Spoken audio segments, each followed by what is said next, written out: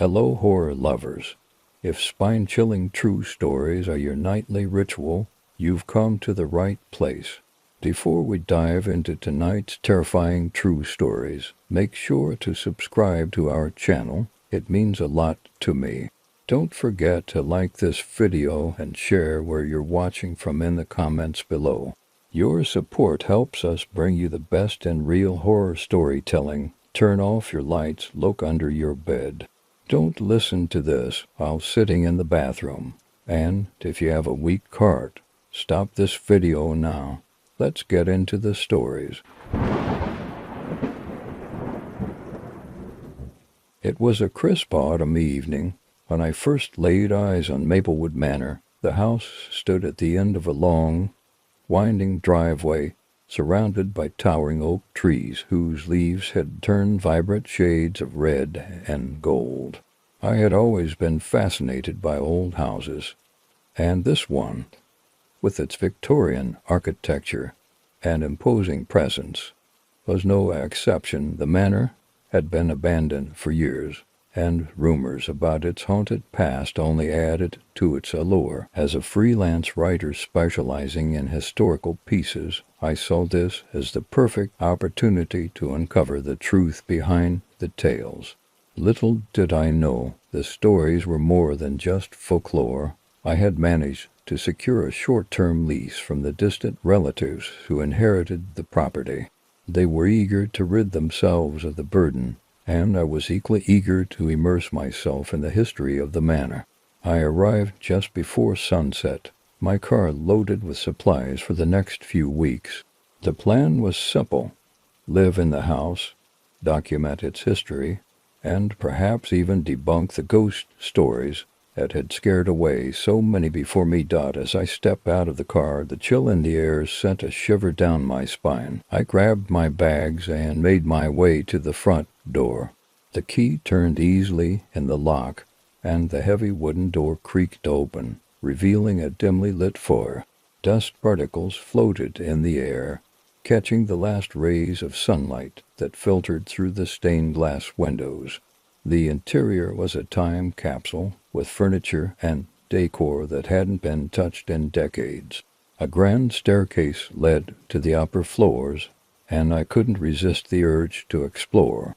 As I climbed the steps, each one groaned under my weight, echoing through the empty house.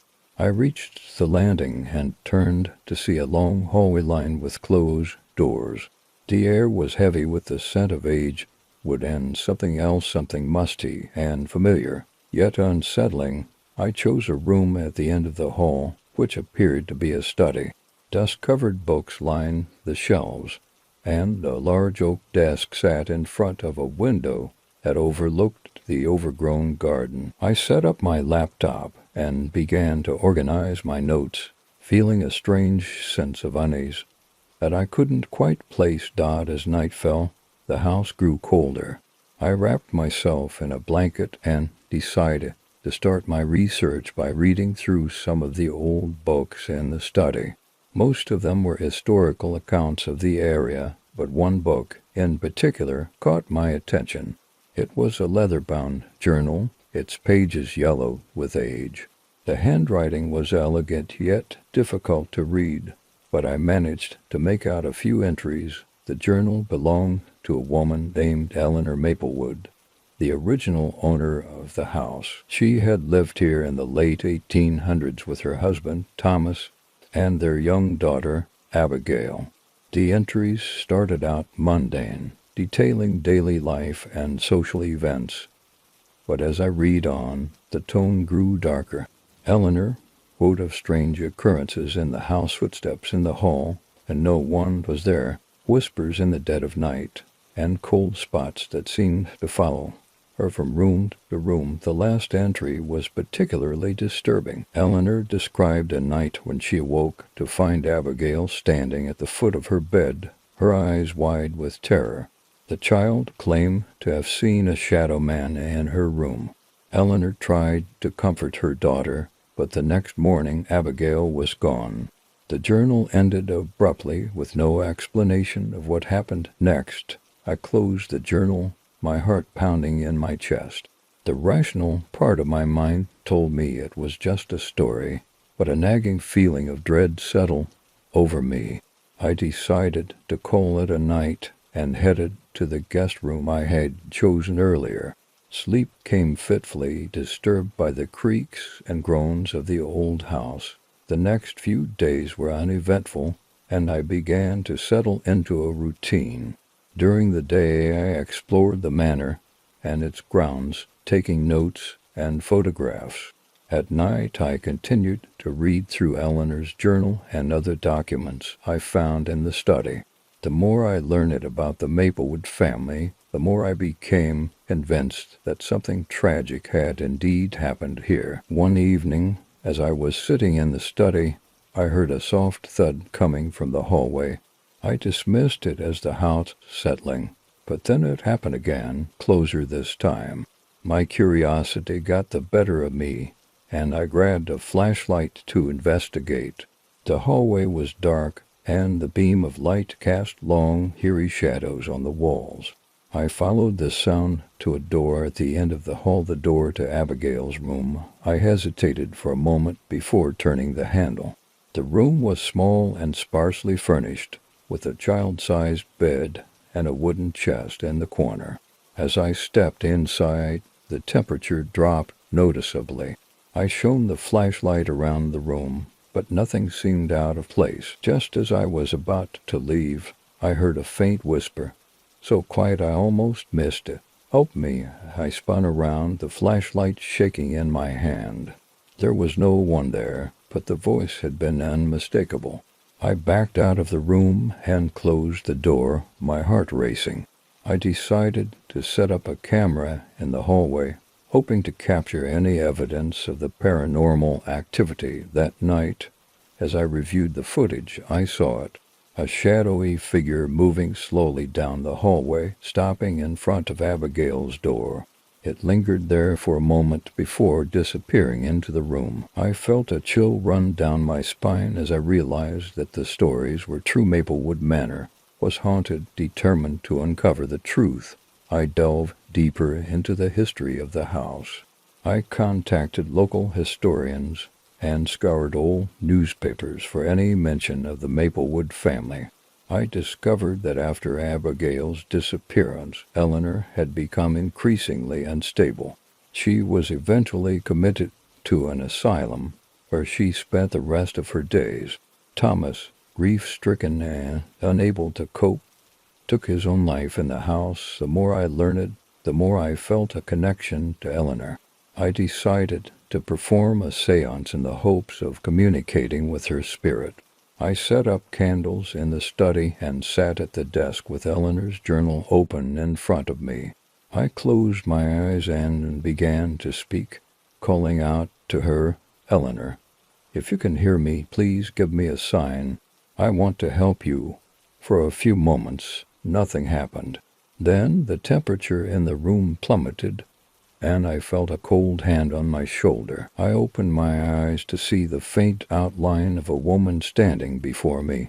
Her eyes were filled with sadness, and she pointed to the journal. "Find Abigail," she whispered before fading away. I knew then that I couldn't leave the manor until I uncovered the truth about what happened to Abigail. I spent the next few days searching every inch of the house, looking for any clues. It wasn't until I ventured into the basement that I found the answers I was seeking. Hidden behind a loose brick in the wall was a small, dusty box. Inside were letters from Thomas to Eleanor, confessing his guilt. He had accidentally caused Abigail's death during a fit of rage and had hidden her body in the cellar. Eleanor's descent into madness and Thomas's suicide were the tragic aftermath of their loss. I contacted the authorities, and Abigail's remains were finally given a proper burial. As I left Maplewood Manor, for the last time I felt a sense of peace wash over me. The spirits of Eleanor and Abigail could finally rest, and the haunted legacy of the manor was put to rest. As I drove away, I glanced back at the house one last time. The sun was setting, casting a golden glow over the manor. It no longer seemed menacing, but rather a sad reminder of a family's tragic past. I knew that I had done the right thing, and as I turned onto the main road, I felt a weight lift from my shoulders. The haunting of Maplewood Manor was over, but the memories of my time there would stay with me forever. The day we moved into the house on Raven Hill, I felt a strange mix of excitement and trepidation. My wife, Jenna, and our 2 kids, Sophie and Ethan, were thrilled about our new beginning in this quaint town, but something about the house made me uneasy from the moment we stepped inside. Perhaps it was the way the shadows seemed to cling to the corners, or the inexplicable chill that permeated the air. Even in the height of summer, our first night was a flurry of unpacking and settling in. The kids were ecstatic, running from room to room, claiming their spaces and imagining all the adventures they'd have. Jenna and I spent most of our time in the kitchen, organizing and rearranging, trying to create a sense of normalcy amidst the chaos of moving boxes and half-assembled furniture. But it was well past midnight when we finally crawled into bed. I fell asleep almost instantly, exhausted from the day's efforts. But my rest was short-lived. A soft, rhythmic thumping woke me. I gradually turned to Jenna, but she was sound asleep, her breathing steady and untroubled. I strained my ears, trying to locate the source of the noise. It seemed to be coming from the hallway. I slipped out of bed and tiptoed to the door, careful not to wake Jenna. As I stepped into the hallway, the thumping stopped. I stood there, heart pounding, listening intently. Nothing. I shook my head, chalking it up to the creaks and groans of an old house settling. The next morning, I mentioned the noise to Jenna, but she brushed it off. "It's an old house, Jack," she said, smiling. "You'll get used to it." Days turned into weeks, and life in our new home began to take on a rhythm. But the thumping continued, always at night, always at the same time. It was driving me crazy.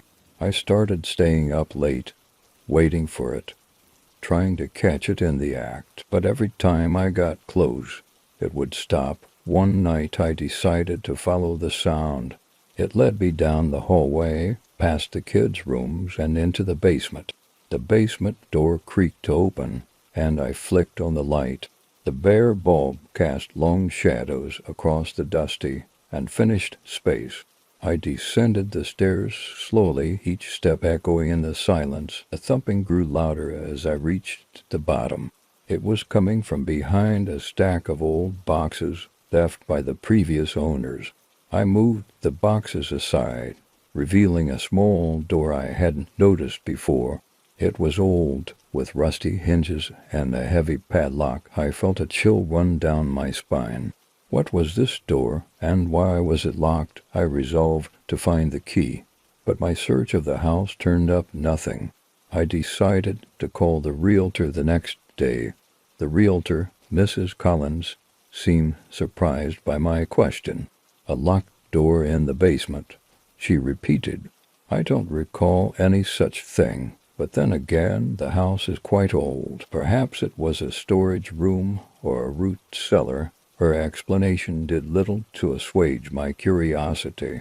That night I couldn't sleep. The thumping started again, more insistent this time. I found myself drawn back to the basement, to the small, mysterious door. Desperate, I took a crowbar and pried the padlock off. The door swung open with a groan, revealing a narrow, dark passageway. I hesitated, every instinct telling me to turn back. But curiosity won out. I grabbed a flashlight and stepped inside. The passageway was cramped and damp, the air heavy with the scent of earth and decay. I followed it, the thumping growing louder with each step. It led to a small, circular room, its walls lined with shelves cluttered with old, dusty books and trinkets. In the center of the room was an old wooden table, and on it lay an open book. The thumping was deafening now, reverberating through the small space. I approached the table, my flashlight beam dancing across the pages of the book. It was written in a language I didn't recognize, the letters and symbols twisting and writhing on the page. As I stared at the book, a cold wind blew through the passageway, extinguishing my flashlight. I was plunged into darkness. Panic surged through me, and I fumbled for my phone, using its weak light to find my way back to the door. But the passage seemed to stretch on endlessly, twisting and turning, defying all logic. Finally, I burst through the door and into the basement, slamming it shut behind me. The thumping stopped. I stood there, gasping for breath, my mind racing. What had I just experienced? What was that book? The next day, I boarded up the door and tried to put the experience out of my mind. But the house had other plans. The thumping continued, joined now by whispers and shadows that seemed to move of their own accord. Jenna and the kids were oblivious, but I could feel the house watching me, its presence growing stronger with each passing day. I began researching the history of the house, hoping to find some explanation for the strange occurrences. What I discovered chilled me to the bone. The house had once belonged to a man named Elias Whitmore, a reclusive scholar rumored to have dabbled in dark arts. He disappeared under mysterious circumstances, and the house had been vacant for years before we moved in. I knew I had to confront whatever was in that house, to put an end to the madness. Armed with a camera and a renewed determination, I descended into the basement one last time. I forced the door open and entered the passageway, the thumping louder than ever. In the circular room, the book still lay open on the table. I snapped pictures of the pages, hoping to find someone who could translate the strange text. As I did, the air grew colder and the shadows deepened. I felt a presence behind me, and I turned slowly, my heart pounding in my chest. A figure stood in the doorway, shrouded in darkness. Its eyes glowed with an unnatural light, and it began to speak in a low, guttural voice. The words were incomprehensible, but their meaning was clear. I was not welcome here. I stumbled back, dropping the camera. The figure advanced, its form shifting and twisting. I fled the passageway, the thumping and whispers following me. I reached the basement and slammed the door shut, barricading it with whatever I could find. That night I told Jenna everything. She was skeptical, but agreed to leave the house. We packed our things and moved out the next day. Leaving the house on Raven Hill behind, we never spoke of it again, but the memories lingered. I couldn't shake the feeling that something had followed us, that the house still held a part of me. I spent countless hours researching the photographs I had taken, but no one could decipher the text. The mystery of the house on Raven Hill remained unsolved, a dark chapter in our lives that we would never forget. The wind howled through the trees on that fateful evening, as I sat on the porch of our old family home on Maple Street. The house, once a beacon of warmth and joy, now seemed shrouded in a cold, uninviting darkness. My sister, Laura, had always been the heart of our home, with her infectious laughter and boundless energy. But in recent weeks, something had changed. Something sinister had taken hold of her. Laura's transformation began subtly. At first, it was the small things, a distant look in her eyes, a tendency to withdraw from conversations. But soon her behavior became increasingly erratic. She would mutter to herself in strange, unfamiliar languages. Her eyes glazed over as if she were in a trance. Our parents were at their wits' end, consulting doctors and therapists, but no one could explain what was happening to her. One night I was jolted awake by a blood-curdling scream. I rushed to Laura's room, my heart pounding in my chest. There she was, standing in the center of the room, her body contorted in an unnatural way. Her eyes, once bright and full of life, were now dark and hollow. She spoke in a voice that was not her own, a deep, guttural tone that sent chills down my spine. "Leave this house," the voice commanded. "She belongs to us now," and a desperate bid for help. Our family turned to Father Donovan, a priest known for his work in exorcisms. He arrived at our home with a calm determination, his presence offering a glimmer of hope. Father Donovan explained that Laura was possessed by a malevolent spirit, and that the process of exorcism would be long and grueling. The first exorcism took place in our living room. Father Donovan began with prayers and holy water, his voice steady and confident. But as soon as he started, Laura's condition worsened. She thrashed around violently, her screams echoing through the house. It was a terrifying sight, but we clung to the hope that this might finally bring her back to us. Days turned into weeks, and each session seemed to draw out something darker and more sinister. Laura's strength increased to an almost superhuman level, and she would speak in ancient languages that no one understood. Father Donovan remained resolute, but even he seemed shaken by the intensity of the evil he was confronting. One evening, as the sun set and shadows crept across the walls, Father Donovan decided to perform the final exorcism. He gathered us all in the living room and began the ritual with a fervor we had never seen before. Laura, restrained in a chair, snarled and spat, her eyes burning with a malevolent fire. "In the name of the Father, the Son, and the Holy Spirit, I command you to leave this body." Father Donovan shouted, his voice filled with authority. Laura's body convulsed, and a blood-curdling scream filled the room.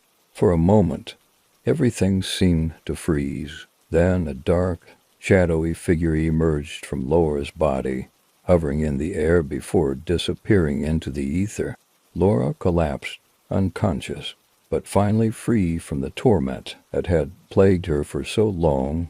The aftermath was a mix of relief and fear. Laura slowly recovered, her memories of the possession hazy and fragmented. Our family, though grateful for her return, remained haunted by the experience.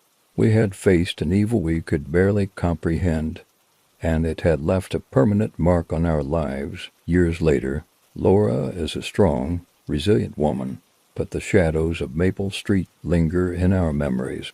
We never speak of those dark days, but the silence is a testament to the horrors he endured.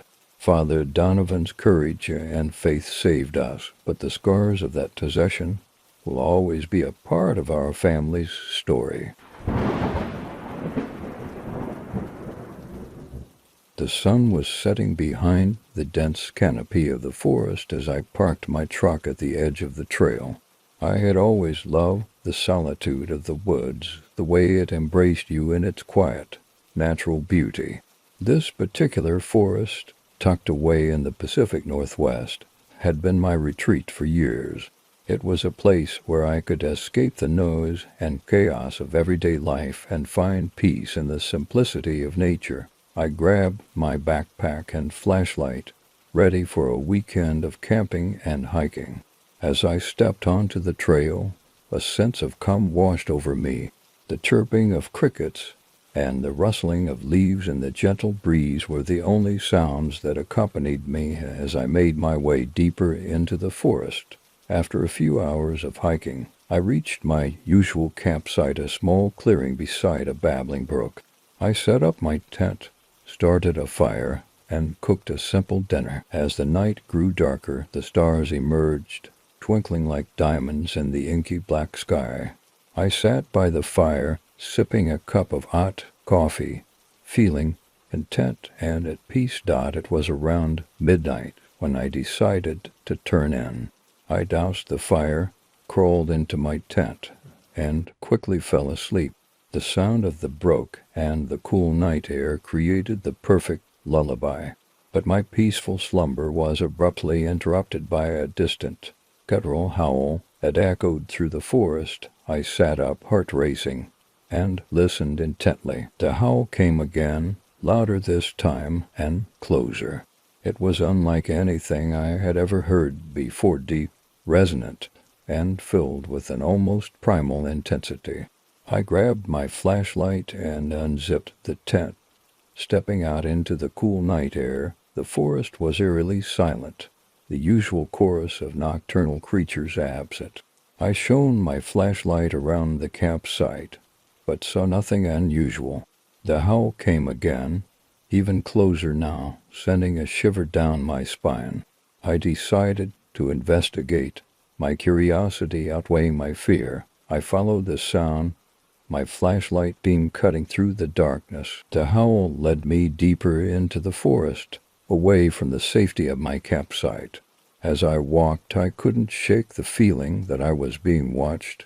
The hairs on the back of my neck stood on end, and my senses were on high alert. I reached a small clearing and stopped, listening. The howl had ceased, replaced by an oppressive silence. I scanned the area with my flashlight, and that's when I saw its glowing eyes staring back at me from the edge of the clearing. I froze, my heart pounding in my chest. The eyes were set high off the ground, at least 7 or 8 feet up. As my flashlight beam focused on the creature, I saw a massive, hulking figure covered in dark, matted fur. It was unlike any animal I had ever seen, a giant, ape-like being that seemed to blend seamlessly with the shadows of the forest. For a moment, we stood there, locked in a silent standoff. Then, with a low growl, the creature took a step forward. I stumbled back, my flashlight trembling in my hand. The creature bared its teeth, revealing sharp, yellowed fangs. It let out a deafening roar, a sound that seemed to reverberate through my very bones. Panic surged through me, and I turned and ran, crashing through the underbrush, desperate to put distance between myself and the creature. The forest seemed to close in around me, the trees and branches becoming obstacles in my path. I could hear the creature behind me, its heavy footsteps and guttural growls spurring me on. I burst back into my campsite, breathless and terrified. I grabbed my keys and leapt into my truck, starting the engine and tearing out of there without looking back. As I sped down the dirt road, I caught a glimpse of the creature in my rearview mirror, standing at the edge of the trees, watching me leave. I didn't stop driving until I was miles away, the adrenaline still coursing through my veins. When I finally pulled over to catch my breath, the reality of what I had just experienced began to sink in. I had encountered something inexplicable, something that defied all logic and understanding. I returned home and tried to put the experience out of my mind, but the image of those glowing eyes and the sound of that roar haunted me. I started researching Bigfoot sightings and discovered that the Pacific Northwest was a hotbed of such encounters. I read stories from other hikers and campers who had experienced similar encounters, and it became clear that I was not alone. Driven by a need for answers, I returned to the forest a few weeks later, this time with a camera and recording equipment. I set up camp in the same spot and waited, hoping to capture evidence of the creature. The first night was uneventful, but on the second night the howls returned. This time I was prepared. I followed the sound, my camera recording everything. As I reached the clearing, I saw the creature again, its eyes glowing in the darkness. I managed to capture a few seconds of footage before it disappeared into the trees. The footage was grainy and unclear, but it was enough to convince me that what I had seen was real. I shared it with a local Bigfoot research group, and they were intrigued. They invited me to join them on their expeditions, and I accepted, eager to learn more about this elusive creature. Over the next few months, I spent countless nights in the forest, tracking and documenting the creature. Each encounter brought new insights and new questions. The more I learned, the more I realized how little we truly understood about these beings. The forest, once a place of peace and solitude, had become a place of mystery and intrigue.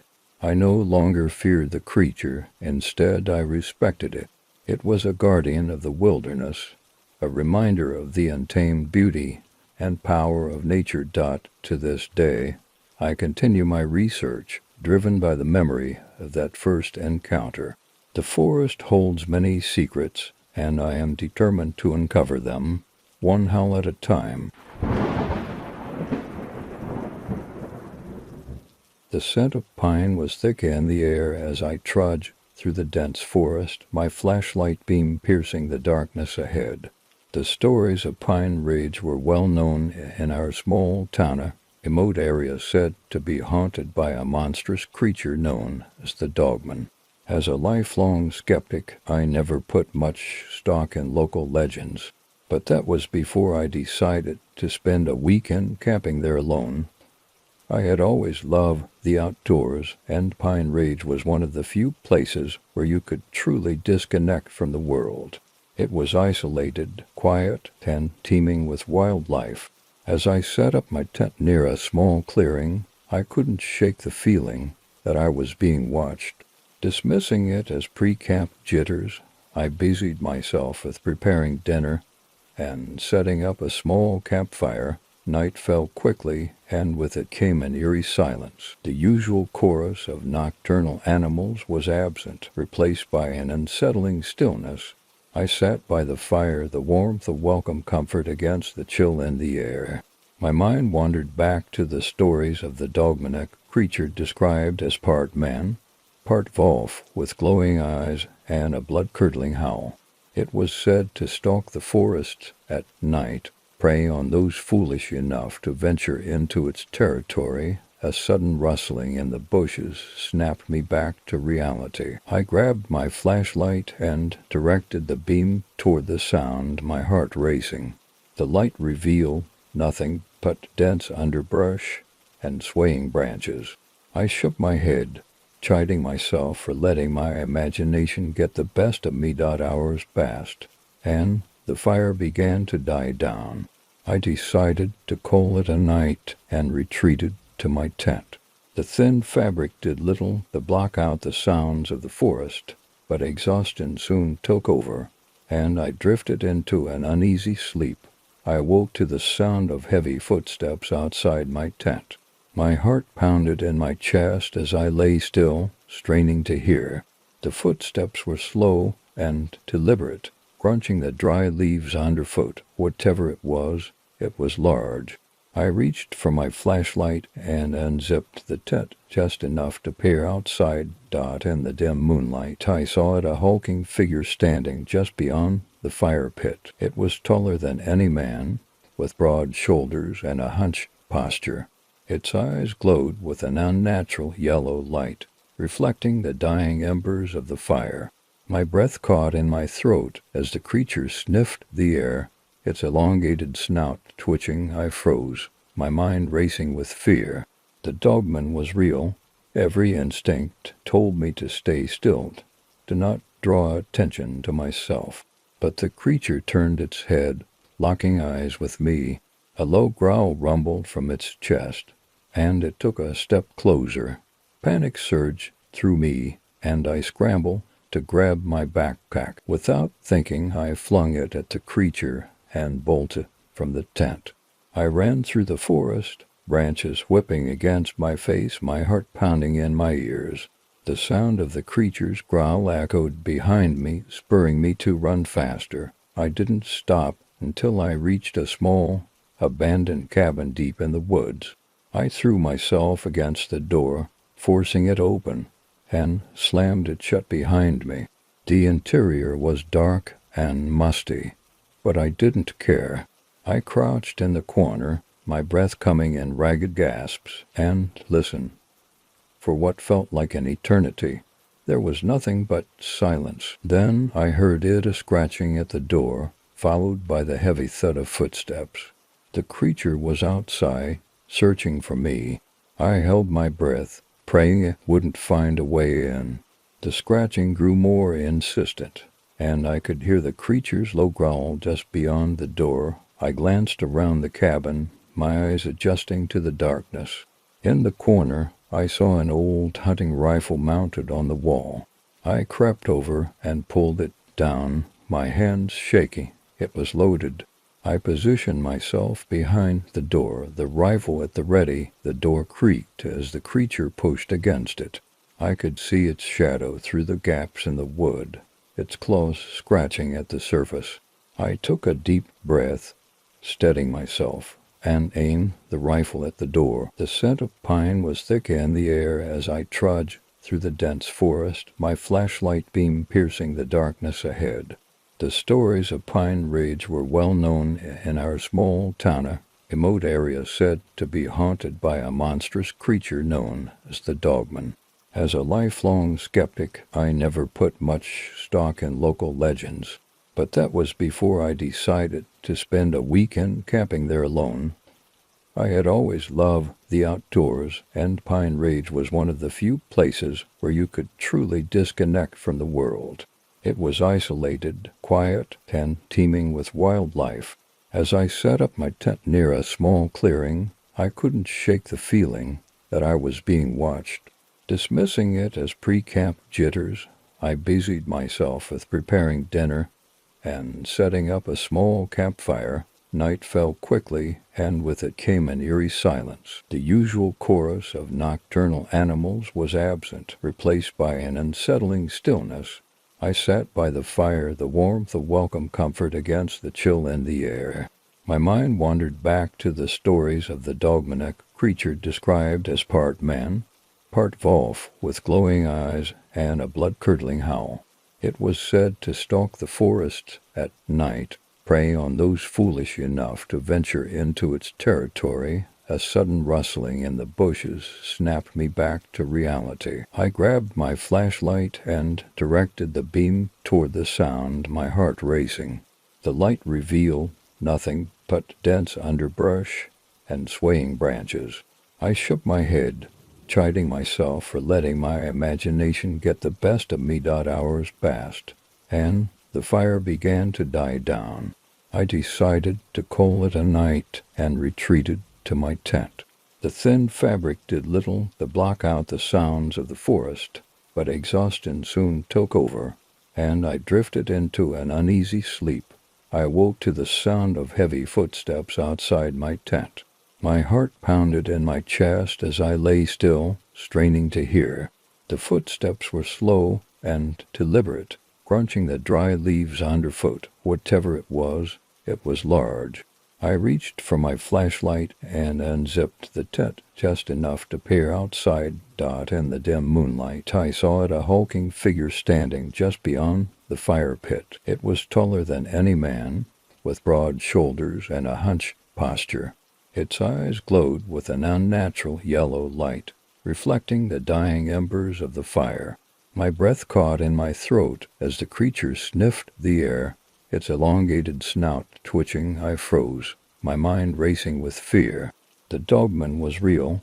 Every instinct told me to stay still, to not draw attention to myself. But the creature turned its head, locking eyes with me. A low growl rumbled from its chest, and it took a step closer. Panic surged through me, and I scrambled to grab my backpack. Without thinking, I flung it at the creature and bolted from the tent. I ran through the forest, branches whipping against my face, my heart pounding in my ears. The sound of the creature's growl echoed behind me, spurring me to run faster. I didn't stop until I reached a small, abandoned cabin deep in the woods. I threw myself against the door, forcing it open, and slammed it shut behind me. The interior was dark and musty, but I didn't care. I crouched in the corner, my breath coming in ragged gasps, and listened. For what felt like an eternity, there was nothing but silence. Then I heard it a scratching at the door, followed by the heavy thud of footsteps. The creature was outside, searching for me. I held my breath, praying it wouldn't find a way in. The scratching grew more insistent, and I could hear the creature's low growl just beyond the door. I glanced around the cabin, my eyes adjusting to the darkness. In the corner, I saw an old hunting rifle mounted on the wall. I crept over and pulled it down, my hands shaking. It was loaded. I positioned myself behind the door, the rifle at the ready. The door creaked as the creature pushed against it. I could see its shadow through the gaps in the wood, its claws scratching at the surface. I took a deep breath, steadying myself, and aimed the rifle at the door. The rain was relentless that night, pounding against the windows of our suburban home with a fury that mirrored the tension inside. My wife, Emily, and I had just settled into bed after a long day, the soft hum of our baby monitor providing a sense of normalcy. Little did we know our lives were about to be irrevocably changed. I had always prided myself on being prepared. Our neighborhood was safe, but I had installed a security system and reinforced the doors and windows just to be sure.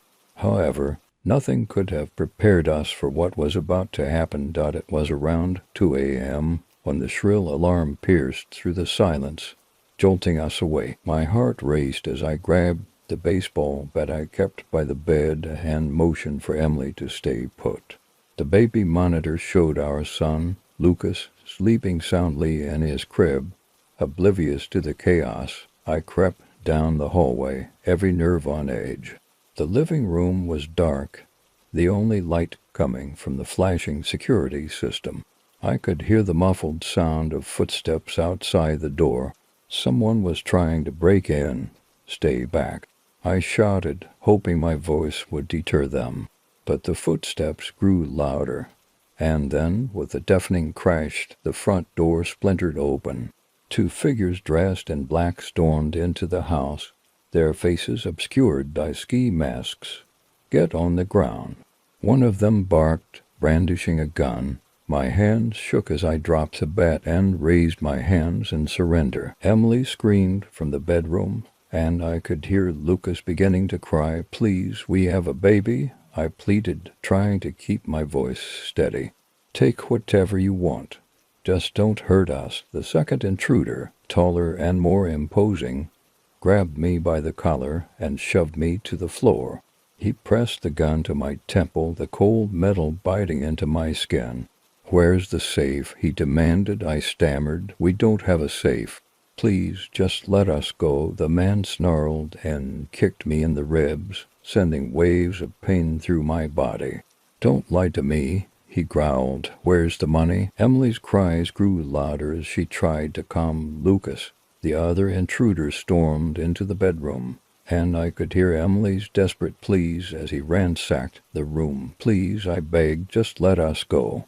We have nothing of value." The man sneered and pulled me to my feet, dragging me toward the bedroom. "We'll see about that," he said, his grip tightening. In the bedroom, the scene was chaotic.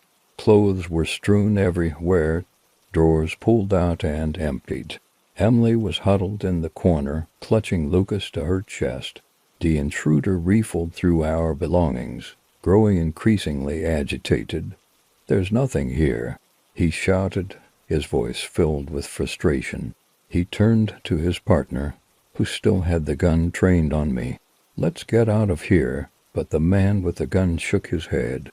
"Not yet. We need to teach them a lesson." My blood ran cold as he aimed the gun at Emily. "No," I shouted, lunging forward. The world seemed to slow down as he pulled the trigger. The sound was deafening, and I felt a burning pain in my side as I collapsed to the floor. Emily's screams echoed in my ears as darkness began to close in. The intruders fled, their footsteps fading into the night.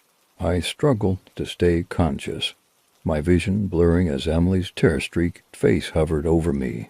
"Hold on," she sobbed, pressing her hands to my wound. "Stay with me, please." The last thing I heard before everything went black was the distant sound of sirens drawing closer. I woke up in a hospital bed, the sterile smell of antiseptic filling my nose. Emily sat beside me, her eyes red from crying but filled with relief. "You're okay," she whispered, her voice trembling. "You're going to be okay." The police had arrived just in time to save us. The intruders were never caught, but the nightmare of that night would stay with us forever. Our home, once a sanctuary, now felt like a prison.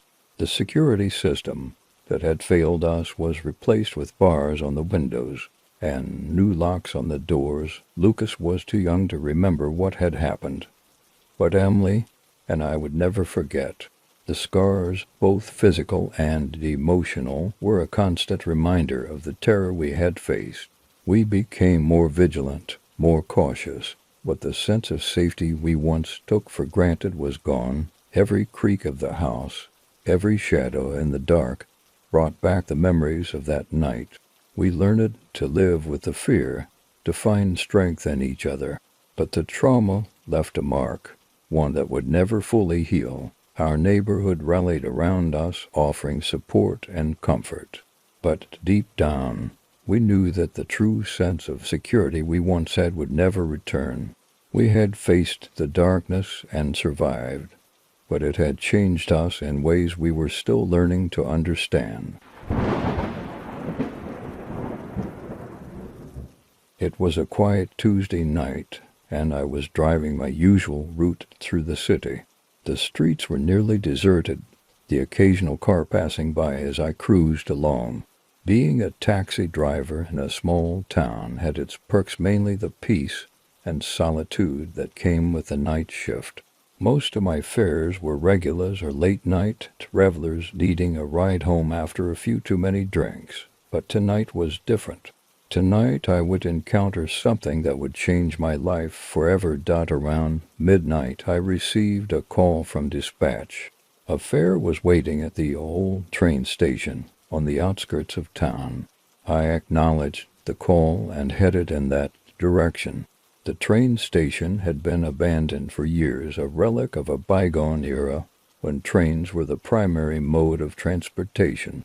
Now it was a crumbling ruin, its windows boarded up and its platforms overgrown with weeds. As I pulled up to the station, I saw a figure standing under the flickering street lamp. It was a woman, dressed in an old-fashioned, flowing dress that seemed out of place in the modern world. She raised her hand to signal me, and I pulled over. "Good evening," I said as she climbed into the back seat. "Where to?" "The old Henderson house, please," she replied in a soft, almost ethereal voice. I hesitated. The Henderson house was another relic of the past, a grand mansion that had stood empty for decades. It was rumored to be haunted, and locals avoided it like the plague. But a fare was a fare, and I wasn't one to turn down a job. "Sure thing," I said, pulling away from the curb. "Long night?" "You could say that," she replied, her voice barely above a whisper. The drive was silent, save for the soft hum of the engine and the occasional rustle of leaves in the wind. I glanced at the rearview mirror, catching a glimpse of her pale face and sad, distant eyes. Something about her seemed off, but I couldn't quite put my finger on it. We arrived at the Henderson house, its once grand facade now faded and crumbling. The woman thanked me and stepped out of the car. As she walked towards the house, I noticed something strange. Her feet seemed to barely touch the ground, almost as if she were floating. A chill ran down my spine. I watched her until she disappeared into the shadows of the old mansion. Shaking off the eerie feeling, I turned the car around and headed back to town. The next day, I couldn't stop thinking about the woman. Something about her haunted me, and I decided to ask around about the Henderson house. I visited the local library and dug through old newspapers, searching for any information I could find. What I discovered sent shivers down my spine. The Henderson house had been abandoned for over 50 years, ever since a tragic accident claimed the lives of the Henderson family. According to the articles, a fire had broken out one night, trapping the family inside. All of them perished in the flames, including a young woman named Eleanor. The description of Eleanor matched my mysterious passenger from the night before. I couldn't believe it. Had I really given a ride to a ghost? Determined to find answers, I decided to visit the Henderson house again that night. I arrived at the stroke of midnight, the air thick with anticipation and fear. The house loomed before me, its windows like dark, empty eyes watching my every move. I stepped out of the car and approached the front door. It creaked open with a touch, revealing a dark, musty interior. I called out, but my voice echoed back to me in the empty space. As I explored the house, I felt a presence, a cold, intangible force that seemed to follow me. I reached the old parlor and saw a portrait hanging on the wall. It was Eleanor, her eyes staring back at me with a mix of sadness and longing. Suddenly, I heard a soft whisper, "Help me." I turned around, and there she was, standing in the doorway, her figure illuminated by the moonlight streaming through the broken windows. "Eleanor?" I asked, my voice trembling. "Please, help me," she repeated, her eyes pleading. I didn't know what to do. I felt a mix of fear and compassion for this lost soul.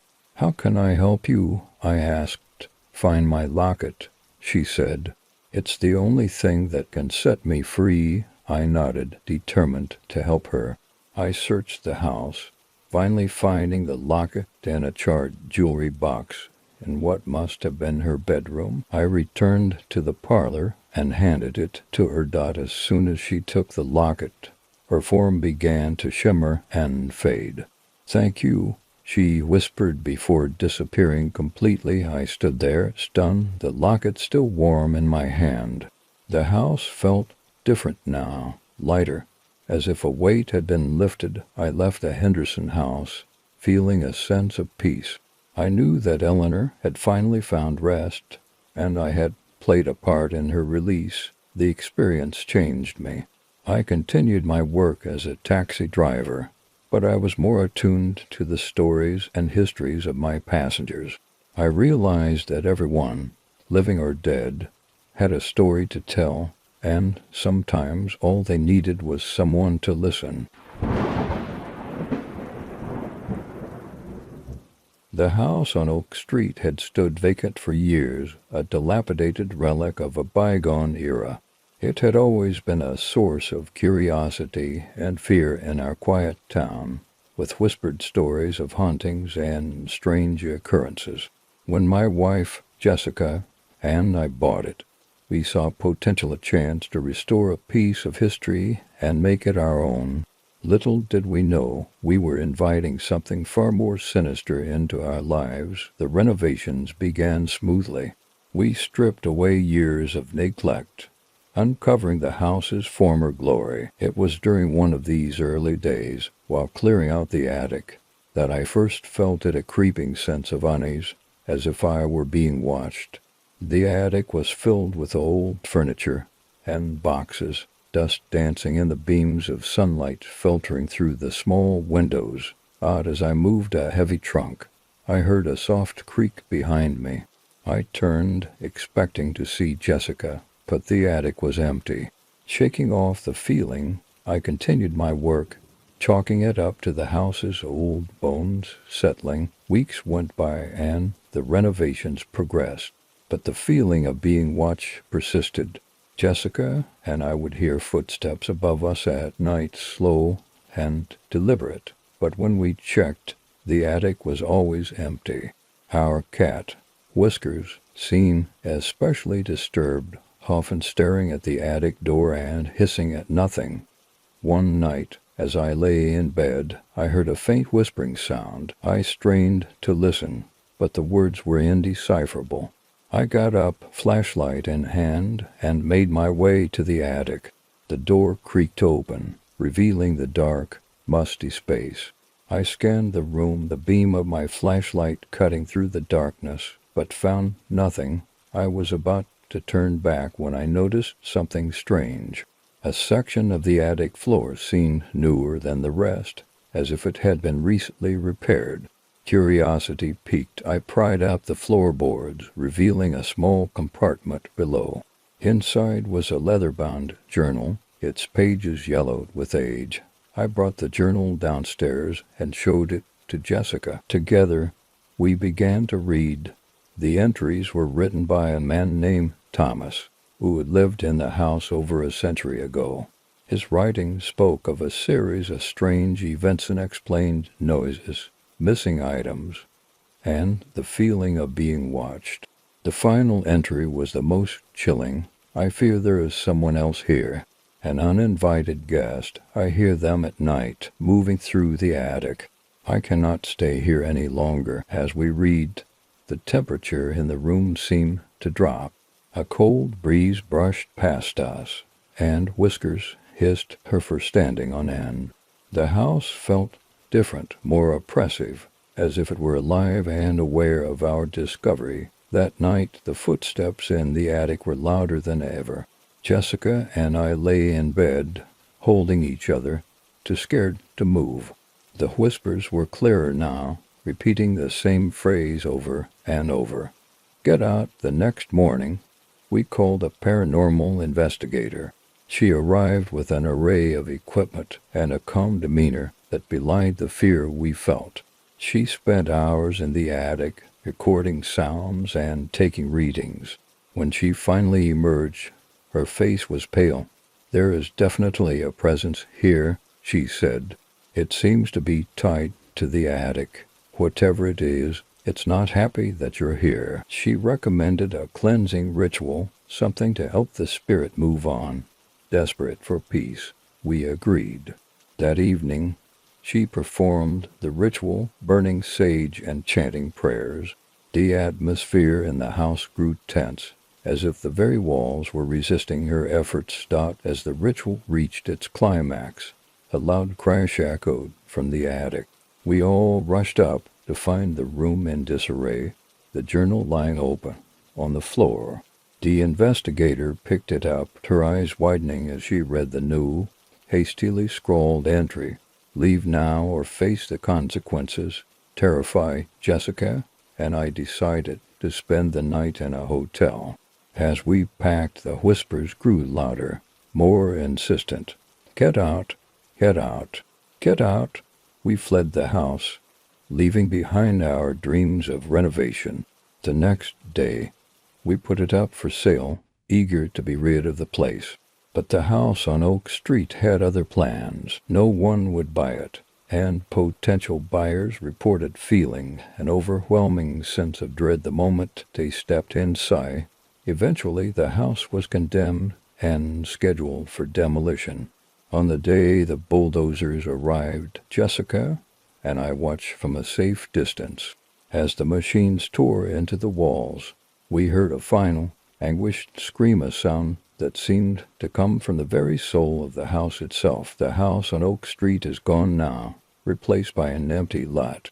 But the memories of our time there linger, a constant reminder of the uninvited guest that drove us away. We often wonder what truly happened in that house, what dark secrets it held.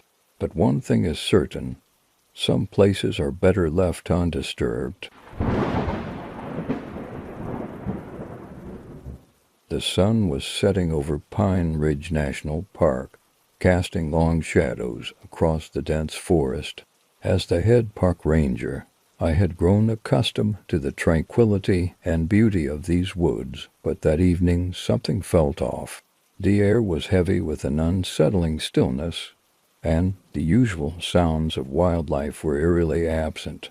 I radioed my team, confirming that all trails were clear and visitors counted for. My deputy, Tom, reported back that everything seemed normal. I decided to do one last patrol before calling it a night. Driving my Jeep along the winding park roads, I couldn't shake the feeling that something was watching me. As I approached the old hiking trail known as Raven's Path. I noticed an unfamiliar car parked at the trailhead. I parked my Jeep and approached the car, shining my flashlight inside. It was empty, but there were fresh footprints leading into the woods. Raven's Path had been closed for months due to landslides and unsafe conditions, so whoever was out there shouldn't have been. I grabbed my radio and called Tom. "Hey, Tom, I'm at Raven's Path. There's an abandoned car here and fresh tracks heading into the trail. I'm going to investigate." "Copy that, Jack. Be careful." "That trail is treacherous," Tom replied. I strapped on my backpack, checked my flashlight, and followed the footprints into the darkening forest. The trail was overgrown, the once clear path now littered with fallen branches and rocks. As I ventured deeper, the forest seemed to close in around me, the trees towering like silent sentinels. After about an hour of hiking, I reached a clearing. The footprints led to the edge of the clearing and then stopped abruptly.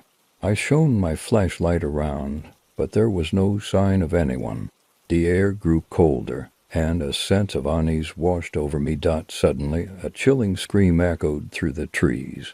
I spun around, heart pounding, trying to pinpoint the source of the sound. It seemed to come from deeper within the forest. Against my better judgment, I pressed on, driven by the need to find whoever was in trouble. The trail became more treacherous, the ground uneven and slippery. The scream came again, louder this time, and I quickened my pace. As I rounded a bend, I saw a figure standing at the edge of a ravine. It was a woman, her clothes torn and dirty, her face pale with fear. "Mum, are you okay?" I called out, approaching cautiously. She turned to face me, her eyes wide with terror.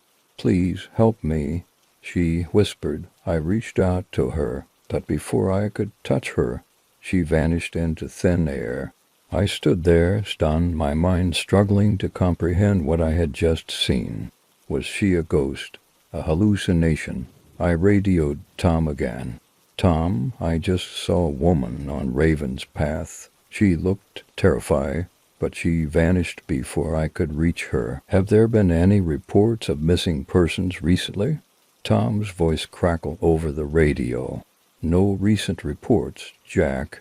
Are you sure you're okay?" "Yeah, I think so," I replied, though I wasn't sure of anything anymore. "I'm going to keep looking." I continued along the trail, my flashlight beam cutting through the darkness. The forest seemed alive with whispers, the trees creaking and groaning as if they were trying to communicate. I reached the ravine and peered over the edge. It was a sheer drop, the bottom obscured by shadows. As I stood there, contemplating my next move, I heard footsteps behind me. I turned quickly, but there was no one there. The footsteps continued, circling around me, growing louder and more frantic. Panic set in, and I backed away from the edge, my heart racing. "Who's there?" I called out, my voice trembling. The footsteps stopped, and the forest fell silent once more. I was about to radio Tom again when I felt a cold hand on my shoulder. I spun around, but again there was no one there. I stumbled back, tripping over a root and falling to the ground. But as I lay there, trying to catch my breath, I saw something in the distance, a faint, glowing light. It seemed to be coming from an old, abandoned cabin that I hadn't noticed before. Gathering my courage, I got to my feet and made my way towards the light. The cabin was in disrepair, its windows broken, and its door hanging off its hinges. The light flickered from within, casting eerie shadows on the walls. I stepped inside, my flashlight revealing a room filled with old, decaying furniture and remnants of a lifelong forgotten. In the center of the room was a table, and on it lay an old, leather-bound journal. I picked it up and opened it, the pages brittle and yellowed with age. The entries were written in a neat, cursive script, detailing the life of a family who had once lived in the cabin. The last entry sent chills down my spine. They are here. We hear their whispers, see their shadows. The forest has taken them, and now it comes for us. We cannot escape. I closed the journal and left the cabin, my mind reeling. As I stepped outside, the glowing light vanished, plunging the forest into darkness once more. I hurried back to the trail, eager to put as much distance as possible between myself and that haunted place. I radioed Tom one last time. "Tom, I found an old cabin on Raven's Path. There's something very wrong here. I'm heading back. Copy that, Jack. We'll send a team in the morning to investigate." "Just get out of there safely," Tom replied. I made my way back to the trailhead, my senses on high alert. The forest seemed to watch me, its presence oppressive and malevolent. I finally reached my Jeep and drove back to the ranger station, exhausted and shaken by the night's events. The next day, a team of rangers and I returned to Raven's Path to investigate the cabin. But when we reached the clearing, there was no sign of it. The cabin, the journal, and the glowing light had all vanished, leaving only the silent, foreboding forest behind. To this day, I still patrol Pine Ridge National Park, but I never ventured down Raven's Path alone. The memory of that night haunts me, a reminder that some places are best left undisturbed, and that the forest holds secrets we may never fully understand. The mall was a sprawling complex of glass and steel, a bustling hub of activity during the day. But at night, it was a different world entirely. As the sun set and the last of the shoppers filtered out, Brimstone Mall transformed into a labyrinth of shadows and silence. That was when my shift began. I had taken the job as a night security guard for the extra pay, not realizing the strange and unsettling experiences that awaited me. My partner, Dave, had been working there for years and seemed unfazed by the eerie atmosphere. He would often share stories of unexplained events, but I dismissed them as exaggerations or attempts to scare the new guy. One particularly cold night, Dave called in sick, leaving me to patrol the mall alone. I started my rounds, flashlight in hand, the beam casting long, flickering shadows on the walls. The quiet was oppressive, broken only by the hum of the air conditioning and the occasional creak of the building settling. As I made my way through the darkened corridors, I couldn't shake the feeling that I was being watched. I shrugged it off, attributing it to nerves. After all, it was just a mall. But as the hours ticked by, the sense of unease grew stronger. I reached the food court, a vast, empty space that felt like a cavern in the dim light. The tables and chairs were neatly arranged, a stark contrast to the chaos of daytime. I was about to turn and head to the next section when I heard a faint, rhythmic tapping. I froze, listening intently. The tapping continued, echoing through the food court. It sounded like someone was drumming their fingers on a table. I swept my flashlight around, but saw nothing. "Who's there?"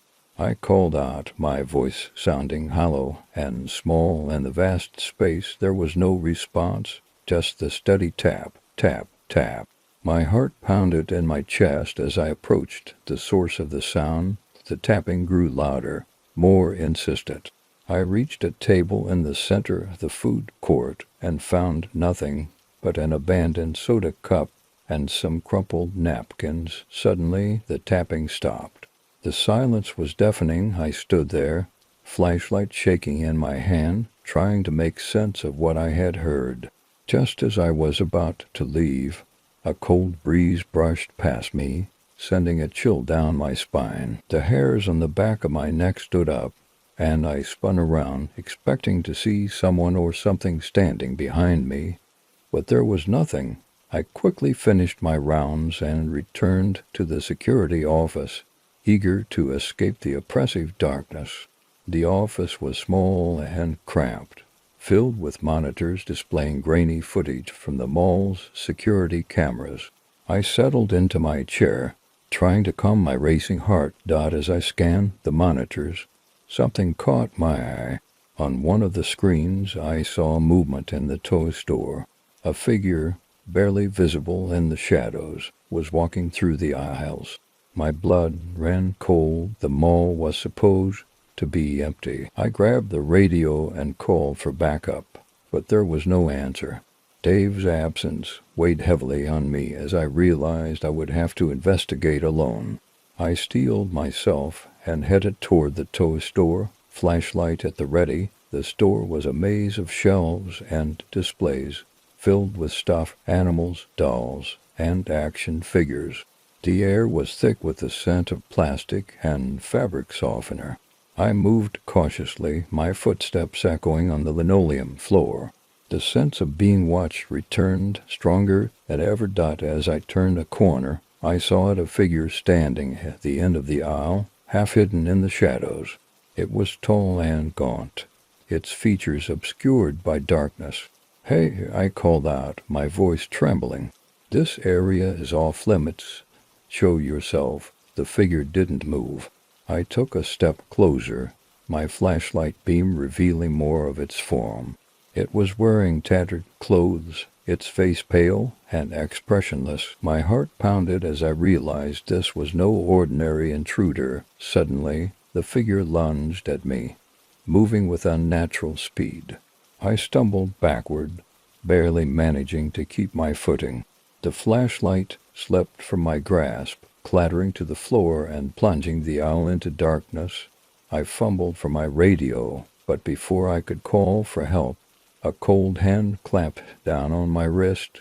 The figure's grip was like iron, and I could feel a chill seeping into my bones. Panic surged through me as I struggled to break free. Just as I thought I was done for, the grip loosened.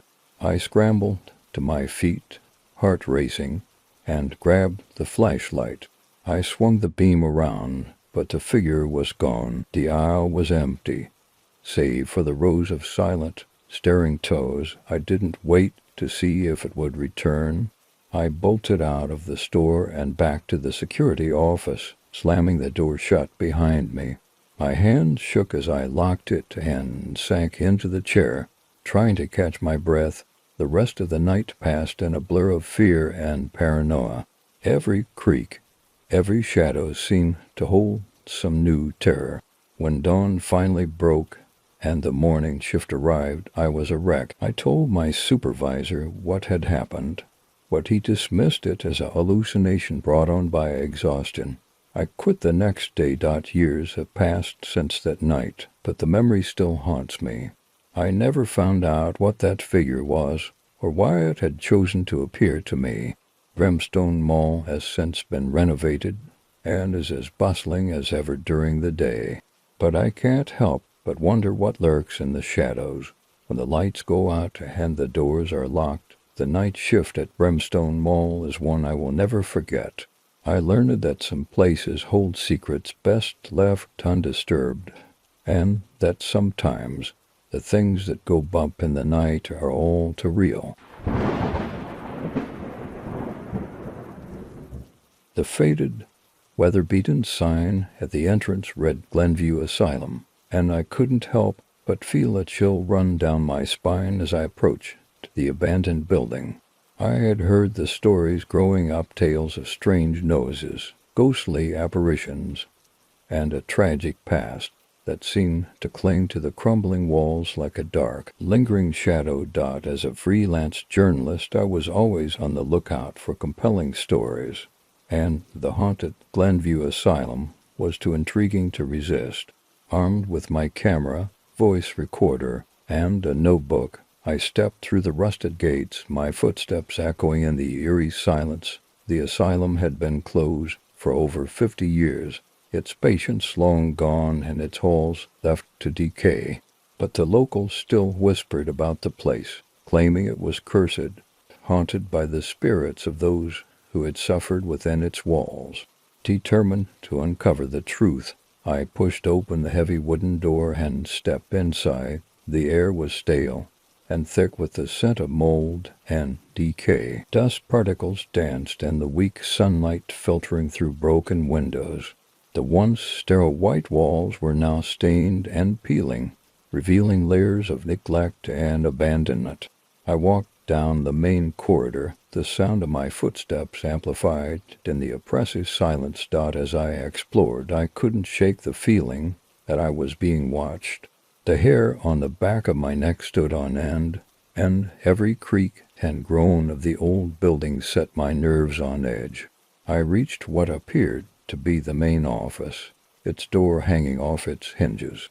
Inside, I found a desk covered in old patient files, scattered haphazardly as if someone had left in a hurry. I picked up one of the files and read through it. The stories were heartbreaking, patients subjected to inhumane treatments, their cries for help ignored. The asylum had been a place of suffering, and it was no wonder that it was rumored to be haunted. As I delved deeper into the files, I found one that stood out. A patient named Margaret Hughes. Margaret's file detailed her descent into madness, her screams echoing through the halls at night. She had claimed to see shadow people and hear voices that no one else could. Her file ended abruptly with no mention of her fate. Intrigued, I decided to find her room.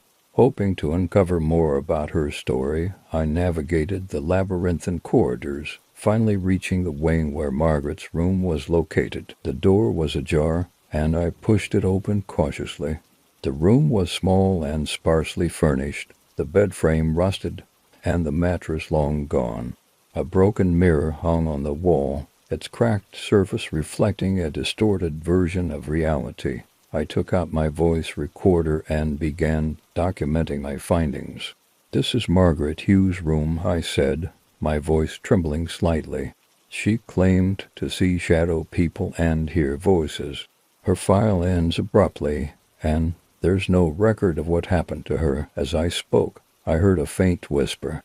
I froze, my heart pounding in my chest. "Who's there?" I called out, but there was no response. I played back the recording, and my blood ran cold. Beneath my voice, there was a faint but unmistakable whisper. "Help me." Determined to find answers, I continued my investigation, moving to the basement where the more severe patients were kept. The air grew colder as I descended the stairs, and the darkness seemed to close in around me. I reached the bottom and shone my flashlight around, revealing a series of small, cell-like rooms. I stepped into one of the rooms and immediately felt a wave of sadness wash over me. The room was bare except for a rusted bed frame and chains attached to the walls. I could almost hear the echoes of past torment and suffering. I took a deep breath and began documenting again. This is one of the isolation rooms. The patients who were deemed too dangerous or unmanageable were kept here. As I spoke, the temperature dropped further, and I saw my breath condense in the air. A sense of dread settled over me, and I had the overwhelming feeling that I was not alone. I turned to leave, but the door slammed shut behind me. Panic surged through me as I struggled to open it, but it wouldn't budge. I heard the whisper again, louder this time. "Help me." The voice was filled with anguish, and I felt a sudden compulsion to find its source. I scanned the room, my flashlight beam trembling. In the corner, I saw a figure of woman in a tattered hospital gown, her face gaunt and eyes hollow. "Margaret." I whispered, my voice shaking. The figure nodded slowly, her expression one of despair. "Help me," she repeated, her voice echoing in the small room. I didn't know how to help her, but I felt an overwhelming need to try. "What do you need?" I asked. She pointed to the wall behind me. I turned and saw a loose brick. I pried it open, revealing a small, hidden compartment. Inside was a diary, its pages yellowed with age. I opened it and began to read. The diary detailed Margaret's final days, her desperation and fear as the shadow people tormented her. She believed that if her story was told, she could find peace. I promised her that I would tell her story, that I would let the world know what had happened to her and the others at Glenview Asylum. As soon as I made that promise, the door creaked open, and the oppressive atmosphere lifted slightly. I turned to thank Margaret, but she was gone. I left the asylum, the diary clutched tightly in my hand. Back in my office, I wrote the story of Glenview Asylum and Margaret Hughes. It was published in the local paper, and the response was overwhelming. People were horrified by the inhumane treatment the patients had endured and demanded that the asylum be demolished. A few months later, the building was torn down, and a memorial was erected in its place to honor the patients who had suffered there. I visited the memorial, feeling a sense of closure.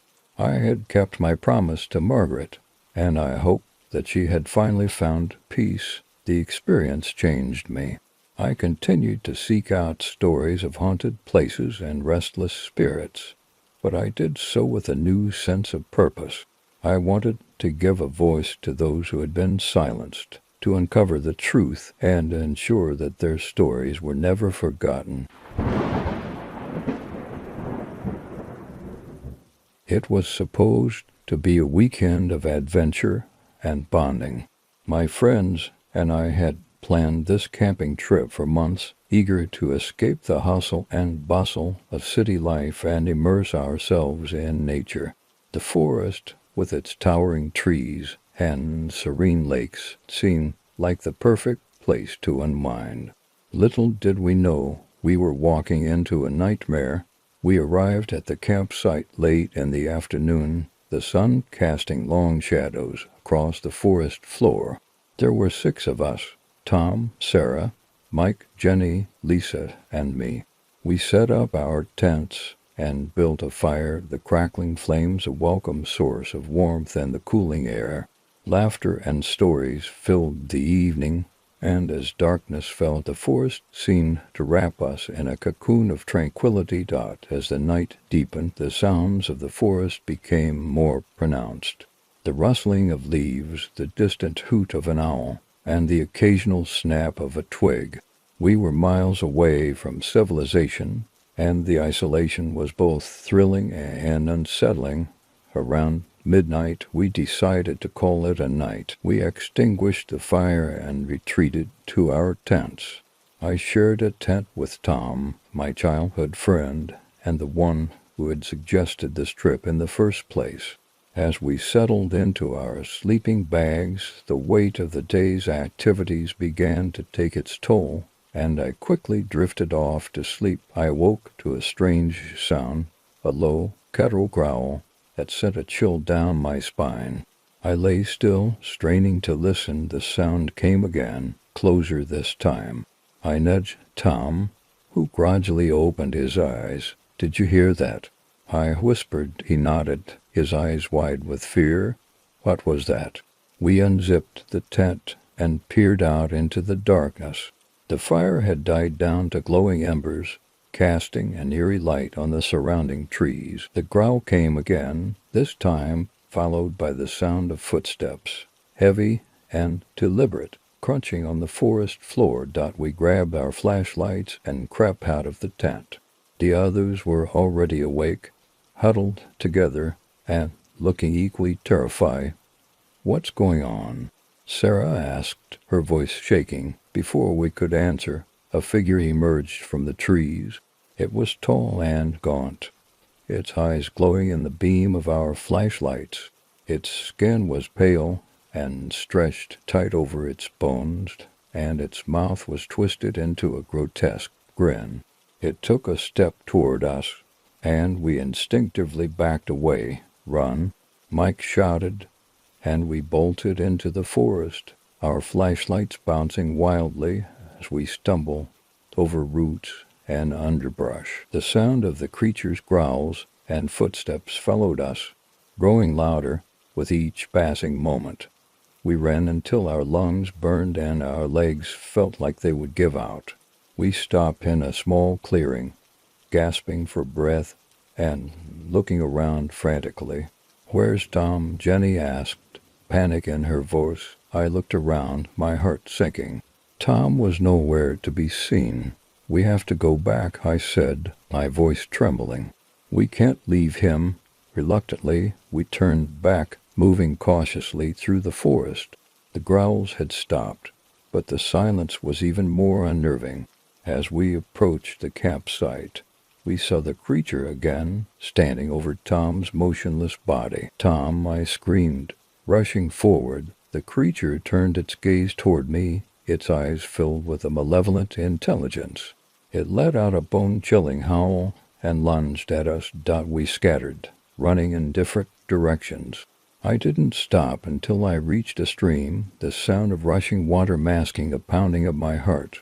I hid behind a large rock, trying to catch my breath and gather my thoughts. Minutes felt like hours as I waited, listening for any sign of the creature. When I finally felt it was safe, I cautiously made my way back to the campsite. The others were already there, their faces pale and drawn. "Tom's gone," Sarah said, her voice barely above a whisper. "That thing ... it took him." We were trapped miles away from help and with no way to defend ourselves. The night seemed to stretch on forever, the forest around us alive with unseen threats. We huddled together, the weight of our fear pressing down on us. As dawn broke, we gathered what we could and made our way back to the trailhead. The journey was a blur of exhaustion and terror, every sound and shadow a reminder of what we had witnessed. When we finally reached our cars, we were too traumatized to speak. We reported Tom's disappearance to the authorities, but they found no trace of him or the creature. The forest remained silent, its secrets hidden among the trees. To this day, the memories of that night haunt me. I can't shake the feeling that the forest is alive, watching and waiting. Tom's disappearance remains a mystery, a reminder that some places are not meant to be explored. The woods don't forget, and neither will I. I had been a long-haul trucker for nearly 20 years, and in that time I thought I had seen it all: wild weather, dangerous drivers, and the occasional hitchhiker with a story to tell. But nothing could have prepared me for the night I drove through the desolate stretch of Highway 5A. It was a moonless night, the sky blanketed with thick clouds that threatened rain. I had just finished a delivery in a small town in Arizona and was on my way to California with a load of electronics. The road was empty, and the only light came from my truck's headlights, piercing through the inky darkness. I tuned the radio to a classic rock station to keep myself awake, the familiar tunes of the 70s and 80s providing a comforting background. The miles rolled by, and I settled into the rhythm of the road, my mind wandering as I navigated the winding highway. Around midnight, I saw a figure on the side of the road, standing in the shadows, just beyond the reach of my headlights. As I got closer, I realized it was a man, waving his arms frantically. I slowed down and pulled over, rolling down the window to get a better look. "Hey there, you need some help?" I called out. The man approached cautiously, his face pale and eyes wide with fear. "Please, I need a ride," he said, his voice trembling. "My car broke down, and there's something out there, something ... not right." I hesitated for a moment, then nodded. "Hop in. Where are you headed?" He climbed into the passenger seat, glancing nervously out the window. "Just a few miles up the road. There's a small diner where I can call for help." I introduced myself as Mike, and he told me his name was Daniel. He was a salesman traveling for work, and his car had died unexpectedly. As we drove, I noticed he kept looking over his shoulder, as if expecting something to leap out of the darkness. "You all right, man?" "You seem pretty shaken up," I said, trying to ease the tension. Daniel took a deep breath and nodded. "Yeah, I just... I saw something back there. I know it sounds crazy, but it looked like a person. Only ... not." I frowned, glancing at him. "What do you mean, not?" "It was like a shadow, but it moved, and its eyes ... They were glowing," he said, his voice barely above a whisper. I thought I was seeing things, but it felt so real a shiver ran down my spine. I had heard stories from other truckers about strange sightings on lonely highways, but I had always dismissed them as tall tales. Now I wasn't so sure. We drove in silence for a few more miles, the road stretching out before us like a dark ribbon. Suddenly, the truck's headlights flickered, and the engine sputtered. I cursed under my breath and pulled over to the side of the road, the truck shuddering to a stop. "What the hell?" I muttered, trying to restart the engine. It cranked but wouldn't turn over. I grabbed my flashlight and got out to check the engine, Daniel following close behind as I popped the hood and shone the light on the engine. I heard a faint whispering sound. I turned, shining the flashlight into the darkness, but saw nothing. Daniel stood next to me, his face pale in the dim light. "Do you hear that?"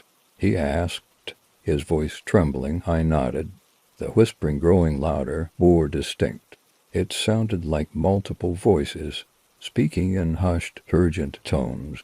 I scanned the area with the flashlight, and my heart nearly stopped when I saw them figures emerging from the shadows, their eyes glowing like embers.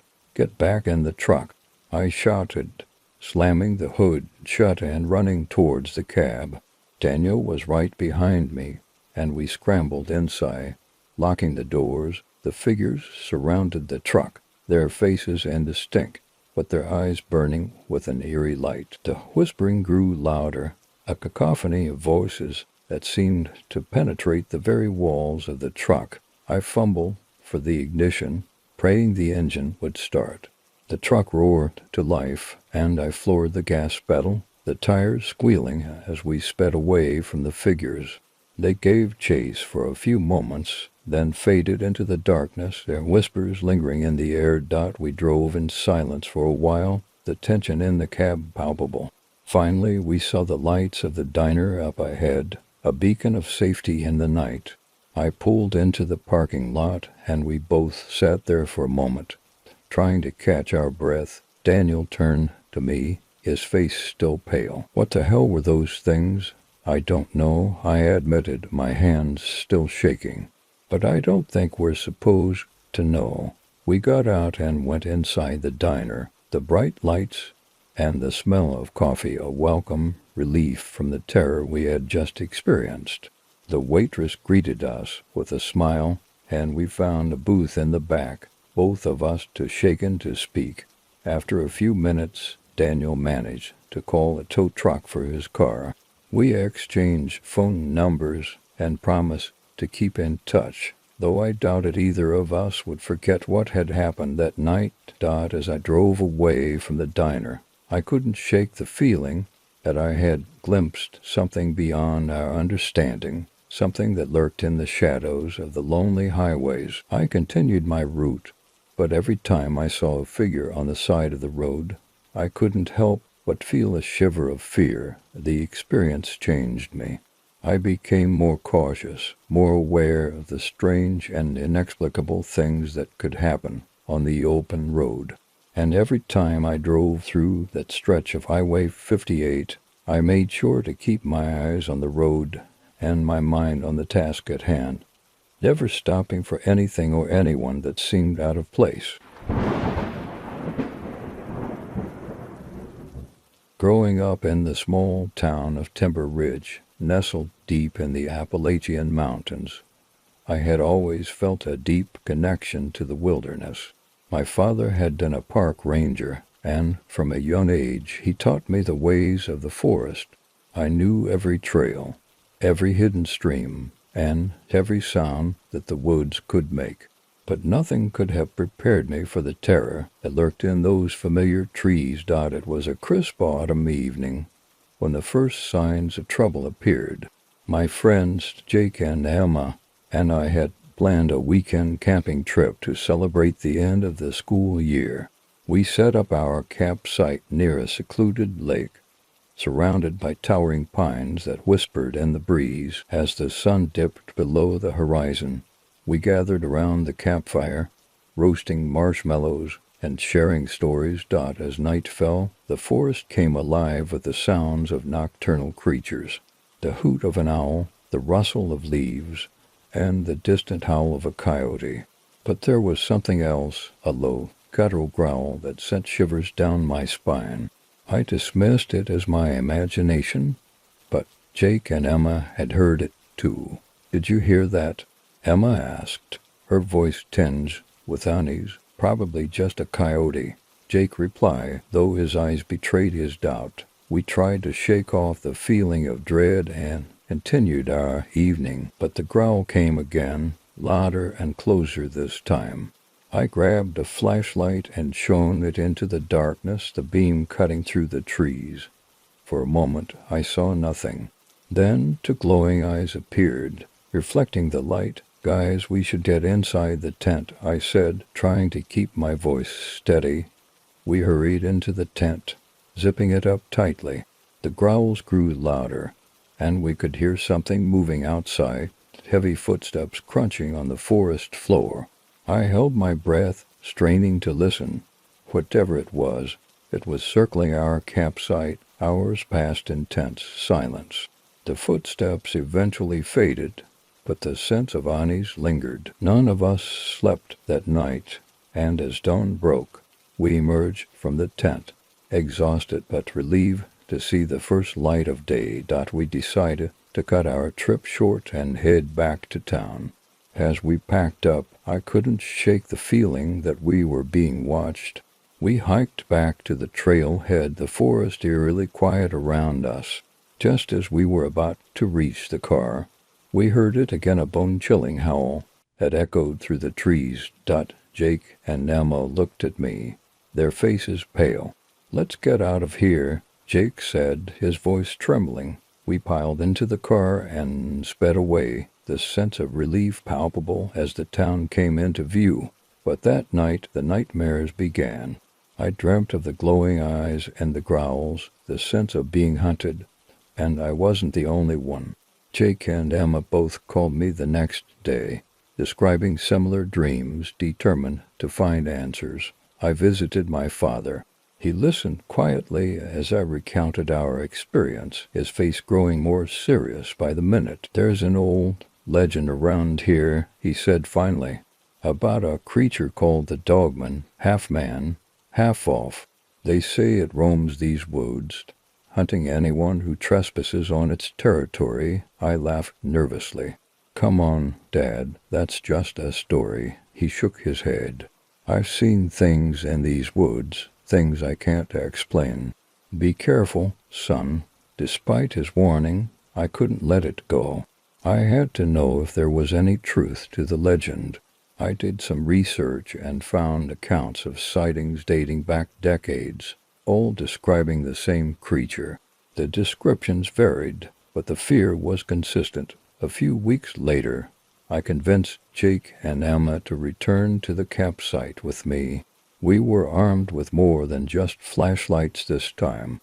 We had cameras, recording equipment, and even a couple of rifles. If the Dogman was real, we were going to find it. We set up camp again, this time on high alert. As night fell, we took turns keeping watch, the tension in the air almost unbearable. Hours passed, and just as I began to think we were chasing shadows, the growl came again. I grabbed the camera and pointed it toward the sound. In the darkness, the beam of the flashlight caught a glimpse of movement. The creature was there, watching us. I hit record, my hands shaking. Its step into the light, and I felt my blood run cold. It was tall, at least 7 feet, with matted fur and a twisted, snarling face. Its eyes glowed with a malevolent intelligence. It let out a roar, and we backed away, trying to keep the camera steady. Jake fired a shot, the sound deafening in the quiet night. The creature recoiled, but didn't flee. It snarled, baring its teeth, and lunged at us. We scrambled, trying to keep it at bay. The campfire flared up, casting the creature in an eerie light. Emma grabbed a burning log and swung it at the dogman, the flames dancing in the night. The creature hesitated, then let out a howl of rage before retreating into the darkness. We didn't wait to see if it would return. We grabbed our gear and ran, the sense of terror driving us all the way back to the car. We made it back to town, breathless and shaken.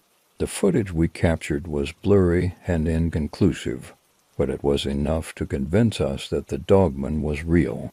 We shared our story with the authorities, but they dismissed it as a prank or case of mistaken identity. The nightmares continued, but we never returned to those woods. The legend of the dogman remained just that, a legend, but we knew the truth. The forest held secrets that were better left undisturbed, and the beast of Timber Ridge was one of them. The sun had set over the Hollywood Hills, casting long shadows across the sprawling mansions and winding roads.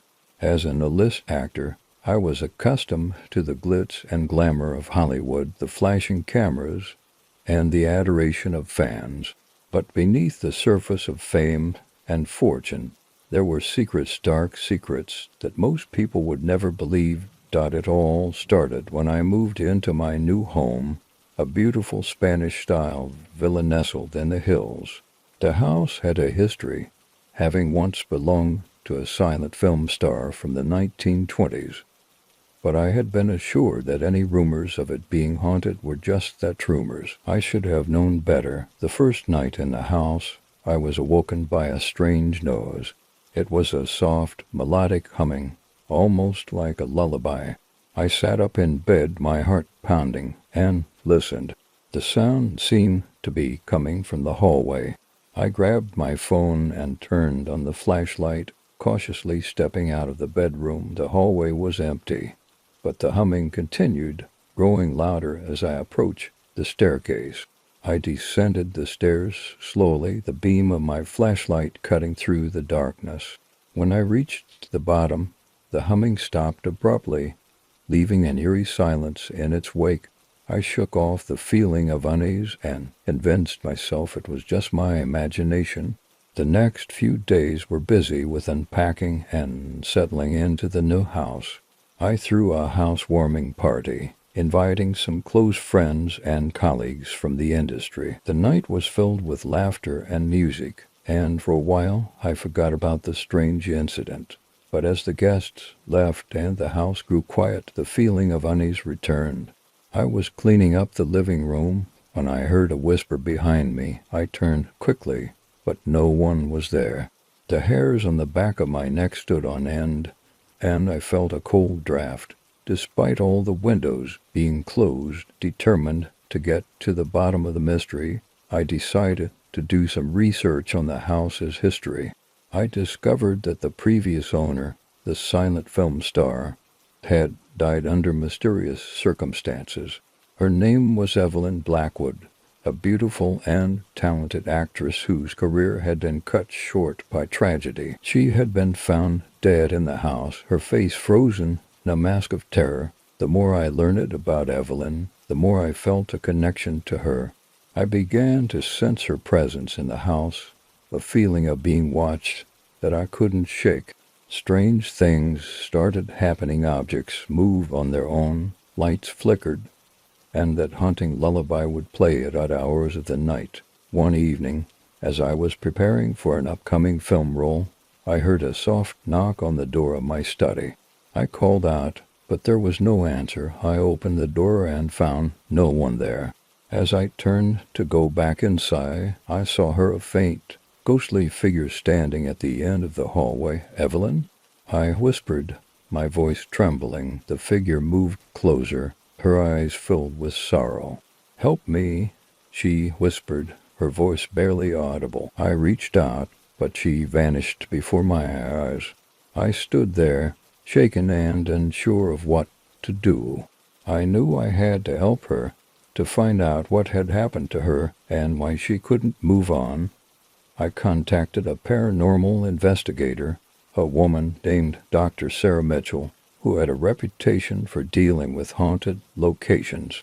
She agreed to come to the house and conduct an investigation. Dr. Mitchell arrived the next evening, equipped with cameras, recording devices, and other equipment. As we walked through the house, the atmosphere grew heavy, and the temperature dropped. Dr. Mitchell set up her equipment in the living room, where most of the activity seemed to occur. She conducted an EVP, electronic voice phenomenon session, asking questions and recording any potential responses. "Is there anyone here with us?" she asked, her voice calm and steady. There was a brief silence, followed by a faint whisper on the recording. "Yes," Dr. Mitchell continued. "What is your name?" "Evelyn," the voice replied. I felt a chill run down my spine. It was her. Dr. Mitchell asked more questions, trying to understand what Evelyn wanted. The answers were fragmented, but it became clear that she was trapped, unable to move on due to the circumstances of her death. "Evelyn, what happened to you?" Dr. Mitchell asked gently. The response was chilling. "Betrayed, murdered." My heart sank. Evelyn had been killed, and her spirit was trapped in the house, seeking justice. Dr. Mitchell suggested we conduct a séance to try to communicate with Evelyn more directly and help her find peace. I agreed, despite my apprehension. That night, we gathered in the living room, the lights dimmed and candles flickering. Dr. Mitchell led the séance, calling out to Evelyn and asking her to come forward. The air grew colder, and a faint mist appeared in the center of the room. "Evelyn, we are here to help you," Dr. Mitchell said. "Can you show us what happened to you?" The mist began to take shape, forming the outline of a woman. I watched in awe and fear as the scene unfolded before us. Evelyn's ghostly form pointed towards the fireplace, and suddenly I saw a vision of her final moments. She had been arguing with a man, a shadowy figure whose face I couldn't make out. He pushed her, and she fell, hitting her head on the hearth. The vision faded, and Evelyn's form began to dissolve. "Who was he, Evelyn?" Dr. Mitchell asked. The EVP recorder captured her final words. "Lover, betrayed." Evelyn's spirit slowly faded, and the temperature in the room returned to normal. I felt a sense of relief, knowing that we had uncovered the truth. Dr. Mitchell assured me that Evelyn could now find peace. Having revealed the circumstances of her death, the haunting activity ceased. After that night, the house felt different, lighter, as if a great weight had been lifted. I continued to live there, feeling a deep connection to Evelyn and her story. I made sure to honor her memory, telling her story to those who would listen, and ensuring that she would never be forgotten. The experience changed me, making me more aware of the unseen world around us. I realized that even in the glitz and glamour of Hollywood, there were stories of pain and loss waiting to be uncovered and told. And I knew that I had played a part in helping a lost soul find peace, a story that would stay with me for the rest of my life. It all started when my sister, Claire, and I inherited Ridgeview Manor. The grand old house had been in our family for generations, nestled in a quiet rural town where everyone knew each other's business.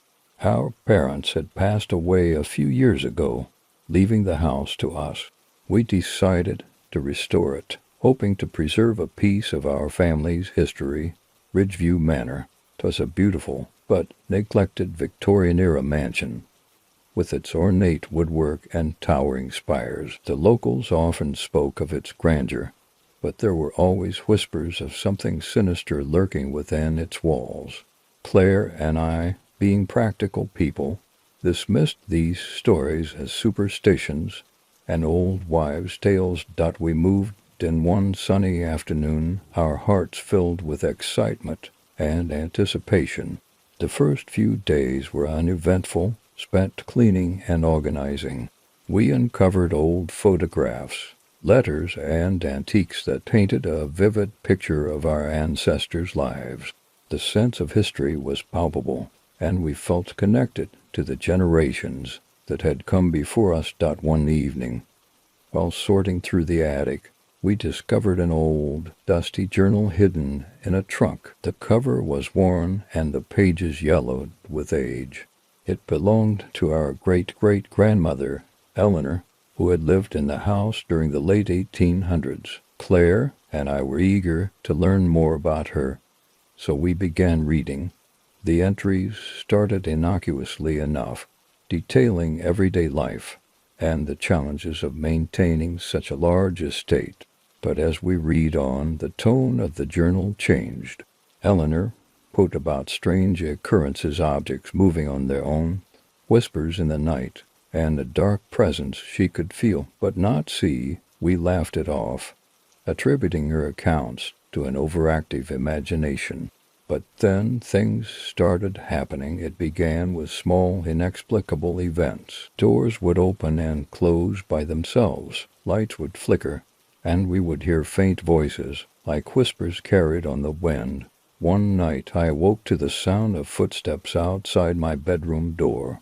I grabbed a flashlight and cautiously opened the door, but the hallway was empty. I called out for Claire, but she didn't answer. I found her in the living room, staring blankly at the fireplace. "Claire, are you okay?" I asked, touching her shoulder. She turned to me slowly, her eyes glazed and unfocused. "He's here," she whispered. "He wants to come in." A chill ran down my spine. "Who's here?" She didn't answer, just kept staring at the fireplace. I led her back to her room, trying to shake off the feeling of unease. The next morning, she didn't remember the incident and brushed it off as a bad dream. As the days passed, Claire's behavior became increasingly erratic. She would have moments where she seemed distant, almost as if she were in a trance. She spoke of shadows and voices, claiming that someone was trying to communicate with her. I grew more and more concerned, but she insisted she was fine. One evening, while I was in the kitchen, I heard her scream. I rushed to her room and found her standing in front of the mirror, her eyes wide with terror. "He's here. I can see him," she cried. I grabbed her shoulders and shook her gently. "Claire, there's no one here. It's just us." She pointed to the mirror. "Look." I turned and saw our reflections, but there was something else. A dark figure stood behind Claire, its eyes glowing with a malevolent light. I spun around, but there was nothing there. When I looked back at the mirror, the figure was gone. "We need to leave," I said, my voice trembling. "Something is wrong with this place." But Claire refused. "No, I can't leave. He won't let me." Her words sent a wave of fear through me. I knew we had to get help. I contacted Father O'Malley, the local priest, and begged him to come to the house. He arrived the next day, his face grim as he listened to our story. He performed a blessing and an exorcism, reciting prayers and sprinkling holy water throughout the house. Claire seemed to calm down, and for a moment I thought it was over. But then her eyes rolled back, and she collapsed. Father O'Malley continued his prayers, his voice steady and firm. Claire writhed on the floor, her body contorted in unnatural ways. I felt helpless, unable to do anything but watch.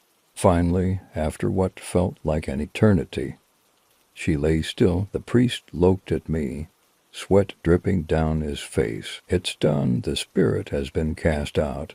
Claire slowly regained consciousness, her eyes filled with confusion and fear.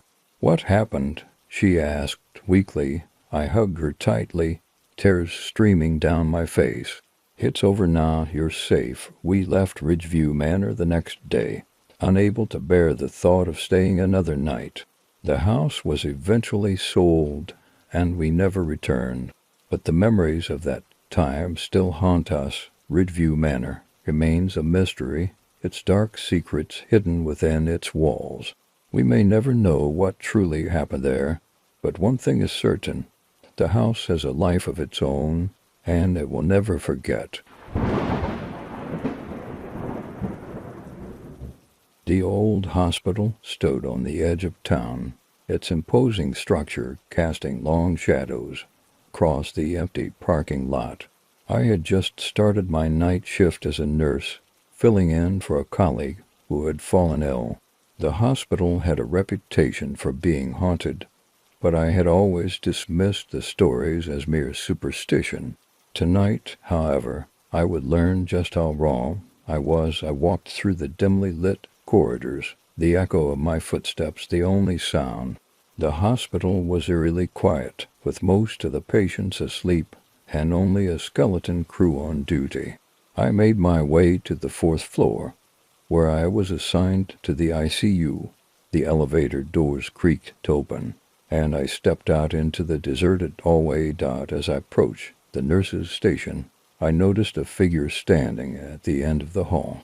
It was a woman, dressed in an old-fashioned nurse's uniform, her back to me. I called out to her, but she didn't respond. I walked closer, my curiosity piqued. Just as I was about to reach her, she turned the corner and disappeared. I felt a chill run down my spine.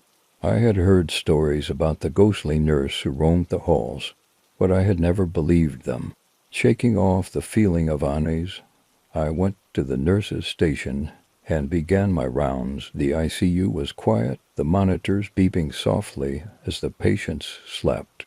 I checked on each patient, making sure everything was in order. As I finished my rounds, I heard a faint humming sound. It was a soft, melodic tune, almost like a lullaby. I followed the sound, which seemed to be coming from one of the patient rooms. I opened the door to room for 112 and stepped inside. The room was empty, the bed neatly made, and the equipment turned off. The humming grew louder, and I saw a shadow move across the wall. My heart raced, and I backed out of the room. Closing the door behind me, I returned to the nurse's station, trying to calm my nerves. I decided to check the patient records, hoping to find some explanation for the strange occurrences. As I flipped through the files, I came across a name that sent a shiver down my spine. Nurse Evelyn Carter. She had worked at the hospital in the 1940s and had died under mysterious circumstances.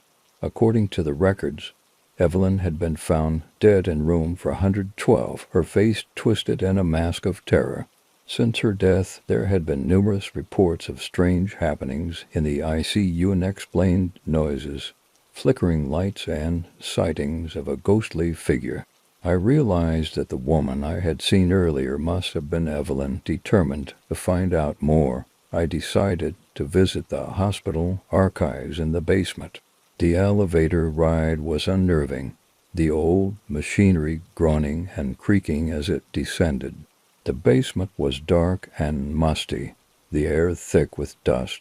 I found the archives room and began searching through the old records. I discovered that Evelyn had been a dedicated nurse, well loved by her colleagues and patients. However, she had been involved in a scandal with one of the doctors, Dr. James Whitaker.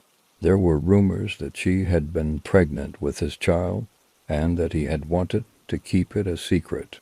Evelyn's death had been ruled a suicide, but many believe that Dr. Whitaker had been responsible. As I pored over the records, I heard footsteps approaching. I looked up, but the hallway was empty. I felt a cold draft, and the lights flickered. Suddenly, the door slammed shut, and I was plunged into darkness.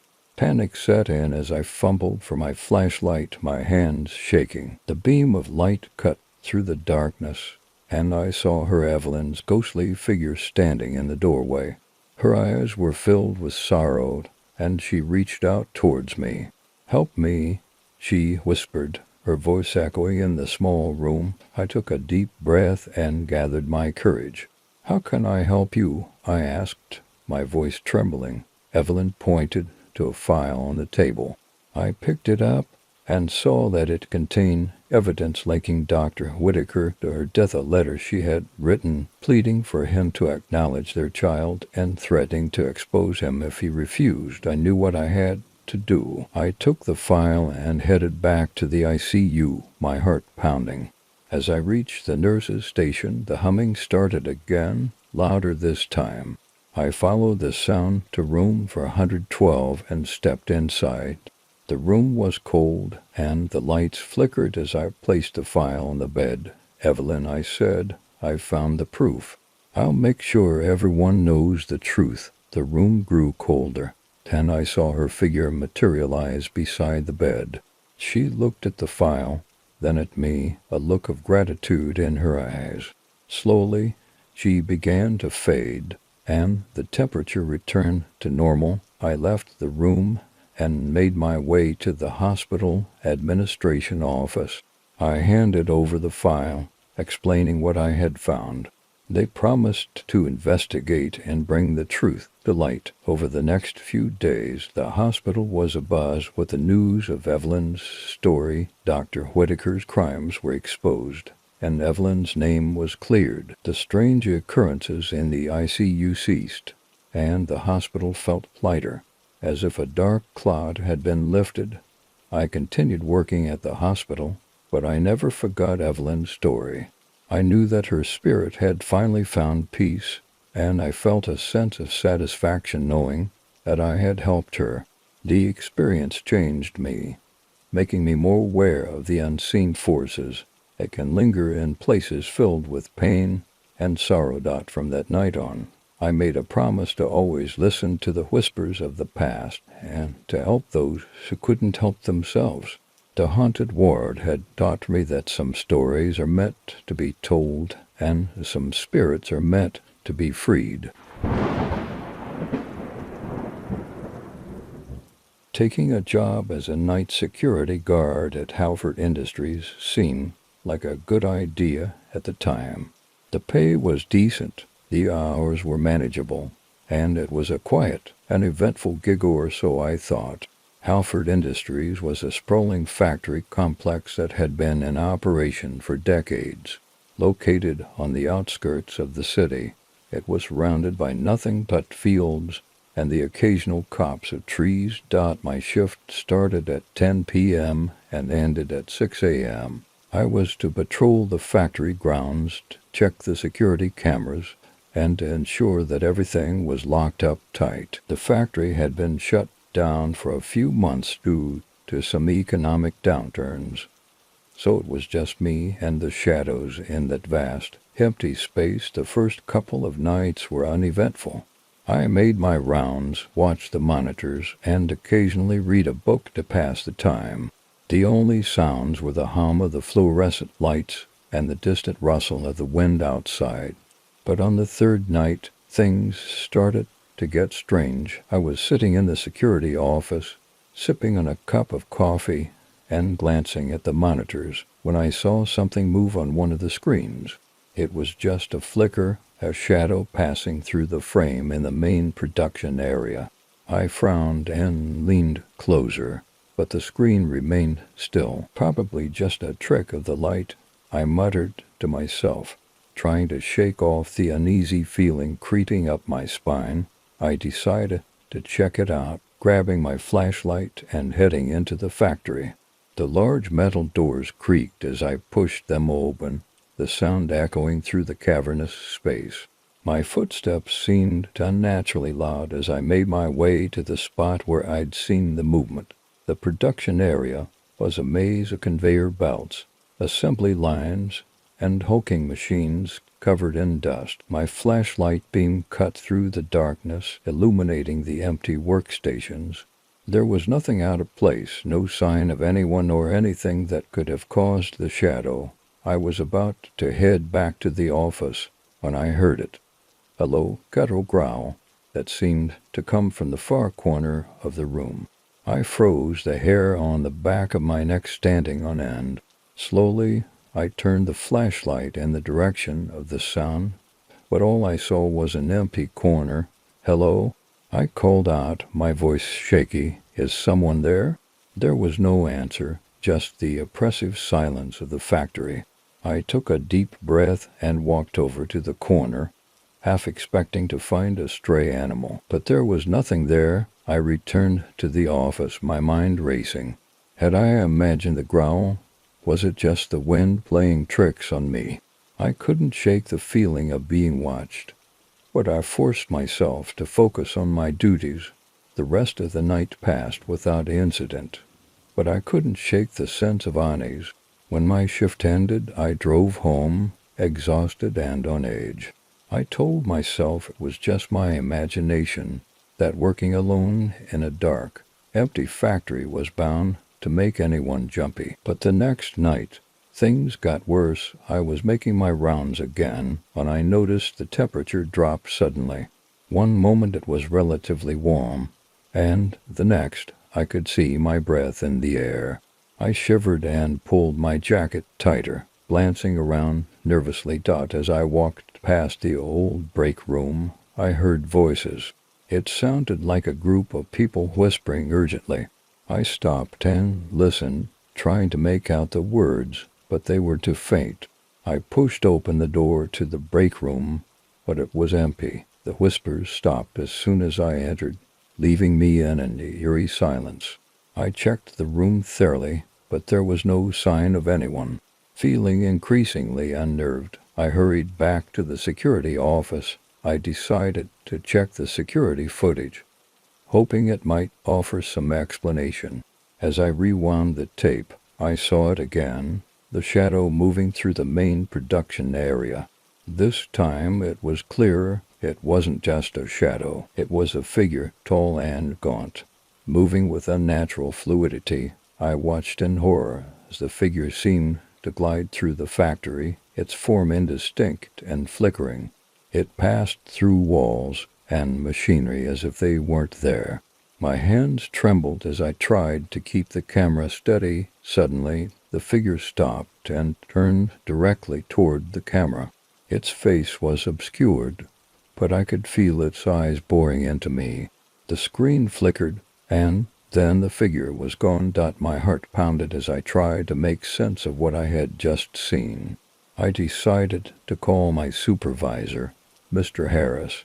He answered grudgingly, clearly annoyed at being woken up. "Look, I know it's late, but there's something going on here," I said, my voice shaking. "I saw something on the security footage. It looked like a ghost or something." There was a pause on the other end of the line. "Are you sure you're not just tired or imagining things?" He finally replied, "I'm not imagining it. Please just come and see for yourself." He reluctantly agreed to come down to the factory. While I waited, I kept a close eye on the monitors, my nerves on edge. Mr. Harris arrived about an hour later, looking irritated but curious. I showed him the footage, and his expression changed from annoyance to concern. "That's ... strange," he admitted. "I've never seen anything like that. Do you think it could be someone playing a prank?" I asked, hoping for a rational explanation. "Maybe," he said, though he didn't sound convinced. "I'll have the equipment checked out, see if there's a malfunction." He left, and I was alone again. The rest of the night passed uneventfully, but I couldn't shake the feeling of dread that had settled over me. The following night, I arrived at work determined to get to the bottom of the mystery. I brought a thermos of strong coffee and a notebook to document anything unusual. As the hours ticked by, the factory seemed almost peaceful in its emptiness. But then, around 3 a.m., the whispers started again. This time they were louder, more insistent. I followed the sound, my flashlight cutting through the darkness. The voices led me to the storage area, a place I rarely visited. I opened the door, and the whispers stopped abruptly. The storage area was filled with shelves of old equipment and supplies. My flashlight beam swept over the dusty crates and boxes, and then I saw it. A figure standing at the far end of the room. Thought it was the same figure from the security footage, tall and shadowy, its face obscured. It stood motionless, watching me. My heart raced as I took a step back, the flashlight shaking in my hand. "Who are you?" I demanded, my voice trembling. The figure didn't respond. Instead, it began to move toward me, its movements slow and deliberate. Panic surged through me, and I turned to run. As I fled, I heard a low, guttural growl behind me. I burst into the security office, slamming the door shut and locking it. My hand shook as I dialed Mr. Harris's number again. "There's something here," I gasped. "It's in the storage area." He arrived as quickly as he could, bringing two other security guards with him. We searched the storage area, but there was no sign of the figure. The whispers and the growl had vanished, leaving only an eerie silence. Mr. Harris decided to close the factory temporarily while an investigation was conducted. I was given a few days off, and I gladly took the opportunity to get some much-needed rest. When I returned to work, the factory felt different. The investigation had turned up nothing, and the whispers and figures were chalked up to my imagination. But I knew what I had seen and heard. I continued working as a night security guard at Halford Industries, but the sense of unease never left me. Every creak and shadow put me on edge, and I couldn't shake the feeling that I was being watched. The factory eventually reopened, and life went on. But the memory of those nights, the whispers, and the figure in the shadows still haunts me. The night watch at Halford Industries will always be a reminder that some mysteries are better left unsolved. It was a cold winter night when the incident happened, the kind of night where the wind howls through the trees and the snow blankets everything in an eerie silence. I was home alone, my parents having gone out of town for the weekend. Our house, an old Victorian, stood on the outskirts of town, surrounded by dense woods. It was picturesque during the day, but could turn quite sinister at night. I had settled in for the evening, a cup of hot chocolate in hand and a stack of horror movies ready to watch. I figured a scare or two from the screen would be enough to get my adrenaline pumping. Little did I know, the real horror was just outside my window. The night started uneventfully. I watched a couple of movies, the shadows in the room flickering with the light from the TV. Around midnight, I decided to make a snack run to the kitchen. The house was quiet, save for the creaking of the old wooden floors beneath my feet. As I passed the living room window, I caught a glimpse of movement outside. I stopped, peering into the darkness. At first I saw nothing but the reflection of the room behind me. Then my eyes adjusted, and I saw him. A figure stood at the edge of the woods, just beyond the reach of the porch light. He was tall and gaunt, dressed in dark clothing that blended with the shadows. His face was obscured by a hood, but I could feel his eyes on me, watching intently. A chill ran down my spine. I took a step back, my heart pounding in my chest. I tried to tell myself it was just my imagination, but the figure didn't move. He just stood there, staring. I quickly drew the curtains and backed away, my mind racing. I grabbed my phone and called my best friend, Rachel.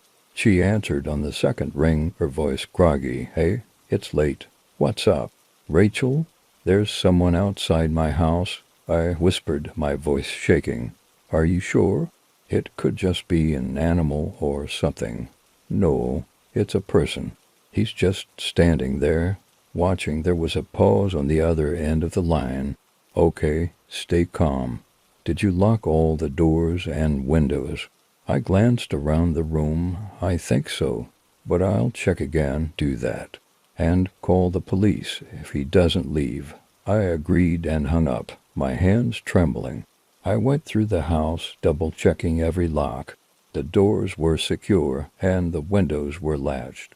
I peered out through a crack in the curtains, but the figure was gone. Relief washed over me. Maybe it was just a prank, or maybe I had imagined the whole thing. I returned to the living room, my nerves still on edge.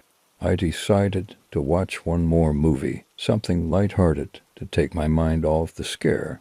About an hour later, just as I was starting to relax, I heard a noise, a faint tapping sound coming from the front of the house. I muted the TV and listened, my heart rate spiking. The tapping continued, slow and deliberate. I crept to the hallway and peeked around the corner. There, at the front door, was the figure. He stood just outside the glass pane, his face pressed close, his breath fogging the glass. He was tapping with one long, skeletal finger, his eyes fixed on mine. I stifled a scream and backed away, my mind screaming at me to run. I grabbed my phone and dialed 911. My hands shaking so badly I could barely hit the buttons. 911. What's your emergency? There's someone at my door, I whisper urgently. He's trying to get in. Stay on the line, ma'am.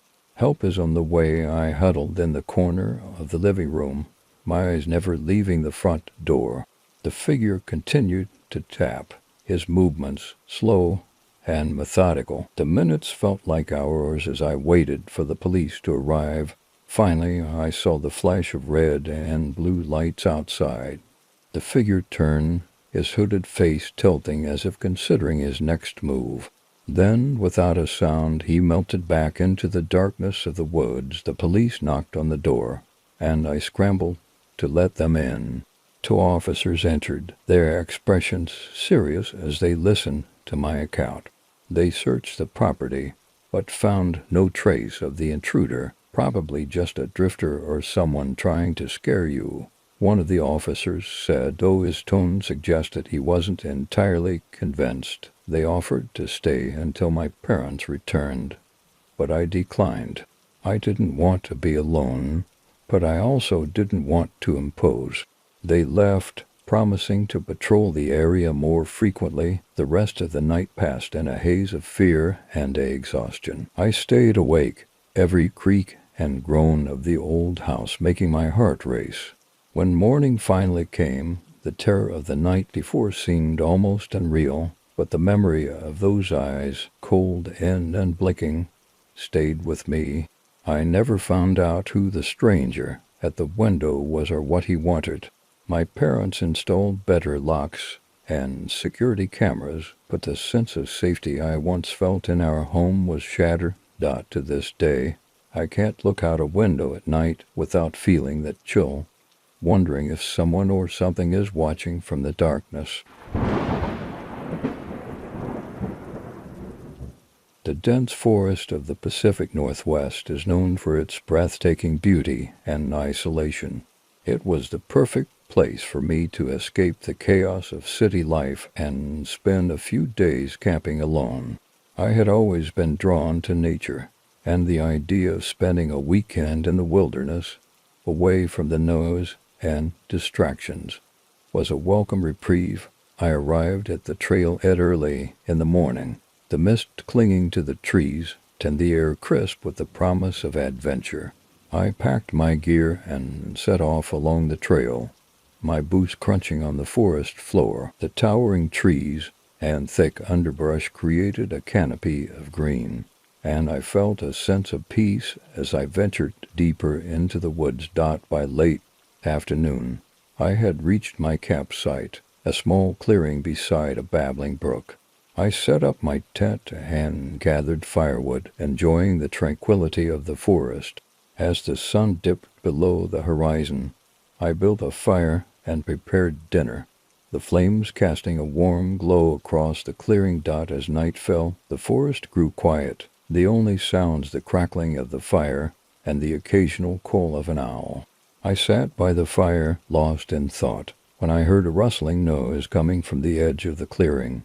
I dismissed it as a deer or some other forest animal and continued to enjoy the peaceful evening. But the rustling grew louder and more persistent. It was as if something or someone was moving through the underbrush, getting closer and closer. I stood up, my heart racing, and grabbed a flashlight. I shone the beam into the darkness, but saw nothing. The rustling stopped abruptly, and an uneasy silence settled over the clearing.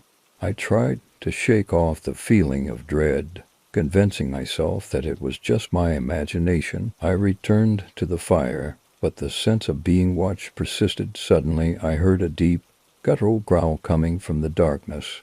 It was unlike anything I had ever heard before, primitive and menacing.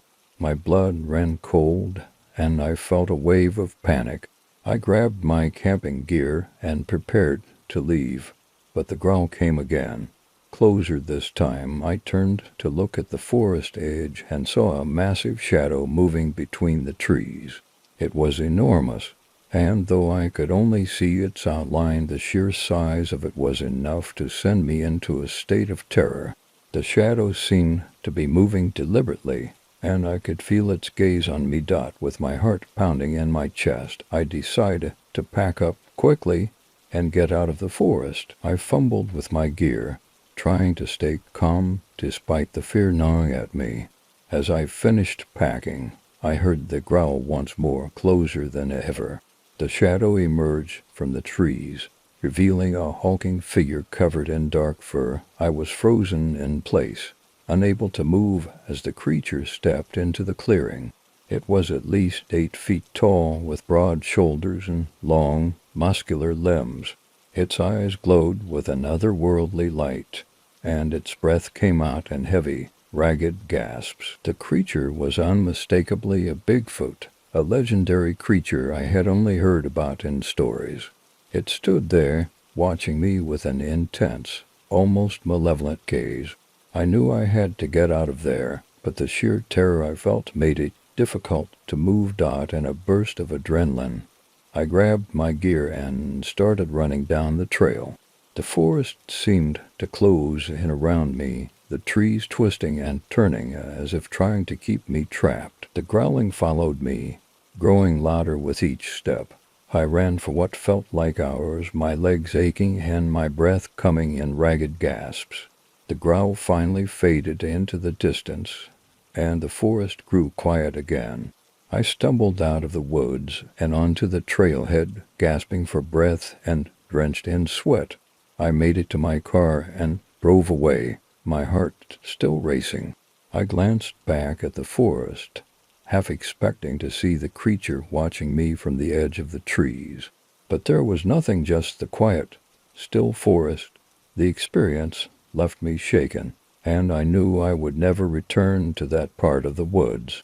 The legend of Bigfoot had always seemed like a myth, but now I knew firsthand that something unknown and terrifying lurked in the depths of the forest. The encounter had changed me, making me more aware of the mysteries and dangers that can lie hidden in the natural world. As I drove away, I vowed to respect the unknown and to never underestimate the legends that speak of creatures lurking in the shadows. The forest had taught me a valuable lesson about fear and the mysteries that can be found in the darkest corners of the world. The idea of a weekend camping trip in Blackwood Forest seemed perfect. My friends and I had been planning it for months, a chance to get away from the hustle and bustle of city life and reconnect with nature. There were 5 of us, me, Mark, Lisa, Sarah, and Tom. We'd been friends since college, and this trip was supposed to be our big reunion. We arrived at the forest on a bright Friday afternoon, our spirits high and our backpacks loaded with supplies. The forest was beautiful, with towering trees, a clear river, and an abundance of wildlife. We found a secluded spot near the river to set up camp, far from the beaten path. hoping for some peace and quiet. The first night was uneventful. We sat around the campfire, sharing stories and roasting marshmallows under the starry sky. It felt good to be together again, away from the distractions of everyday life. As the fire died down, we retreated to our tents, eager for a good night's sleep. The next morning, we decided to explore deeper into the forest. We hiked for hours, marveling at the untouched beauty of our surroundings. As the sun began to set, we made our way back to camp. That's when things started to feel off. It began with small, almost unnoticeable things. The forest seemed unnaturally quiet, the usual sounds of birds and insects conspicuously absent. A cold breeze blew through the trees, sending shivers down our spines despite the warm weather. We chalked it up to our imaginations and tried to enjoy the evening. But as night fell, the sense of unease grew stronger.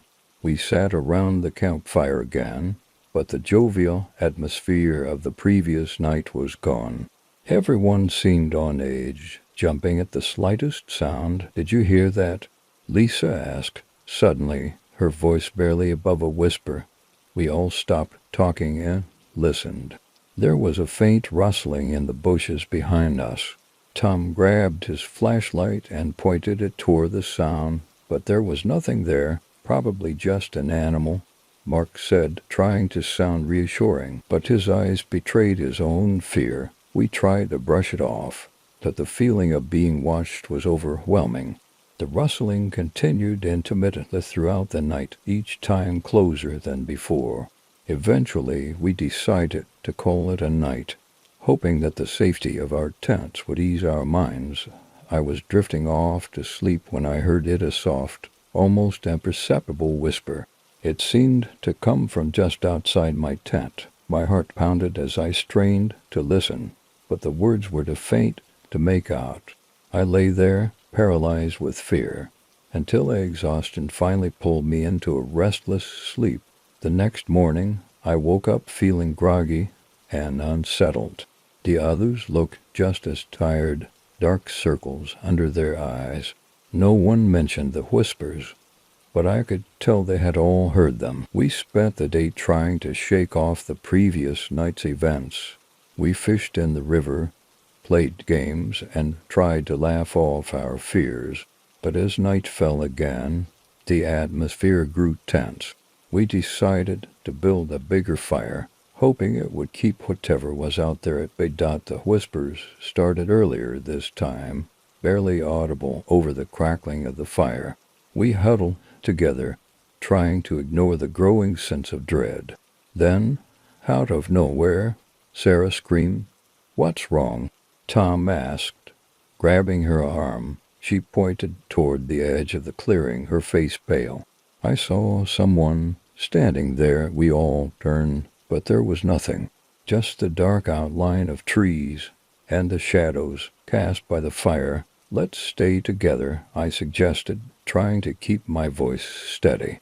"Whatever it is, we'll be safer as a group." We sat in a tight circle around the fire, our eyes scanning the darkness. The whispers grew louder, more distinct. It felt like they were coming from all around us, closing in. Mark stood up abruptly. "We need to leave now." We didn't argue. We packed up our essentials as quickly as we could, abandoning the tents and other supplies. The whispers seemed to follow us as we made our way through the forest, the path barely visible in the dim light of our flashlights. As we hurried along the trail, I felt a presence behind me. I glanced back and saw a shadowy figure, its features indistinct, standing just beyond the reach of my flashlight. I stumbled, my heart racing, but when I looked again, it was gone. We finally reached the edge of the forest, our breaths coming in ragged gasps. We didn't stop until we reached the safety of our cars. We piled in and drove away, not daring to look back. Once we were miles away, we pulled over to catch our breath. No one spoke for a long time. The sense of relief was palpable. but so was the lingering fear. What the hell was that? Lisa finally asked, her voice trembling. No one had an answer. We just sat there, trying to make sense of what had happened. Eventually, we decided to head back to the city and forget about the camping trip. We never spoke of that night again. The memories were too disturbing, too inexplicable, but the experience left a mark on all of us. We never went camping together again, and our friendships slowly drifted apart. To this day, I can't explain what we encountered in Blackwood Forest. Was it a spirit, a creature, or just our own fears manifesting in the darkness? Whatever it was, it felt real, and the memory of those whispers, growing louder and more insistent, still haunts my dreams.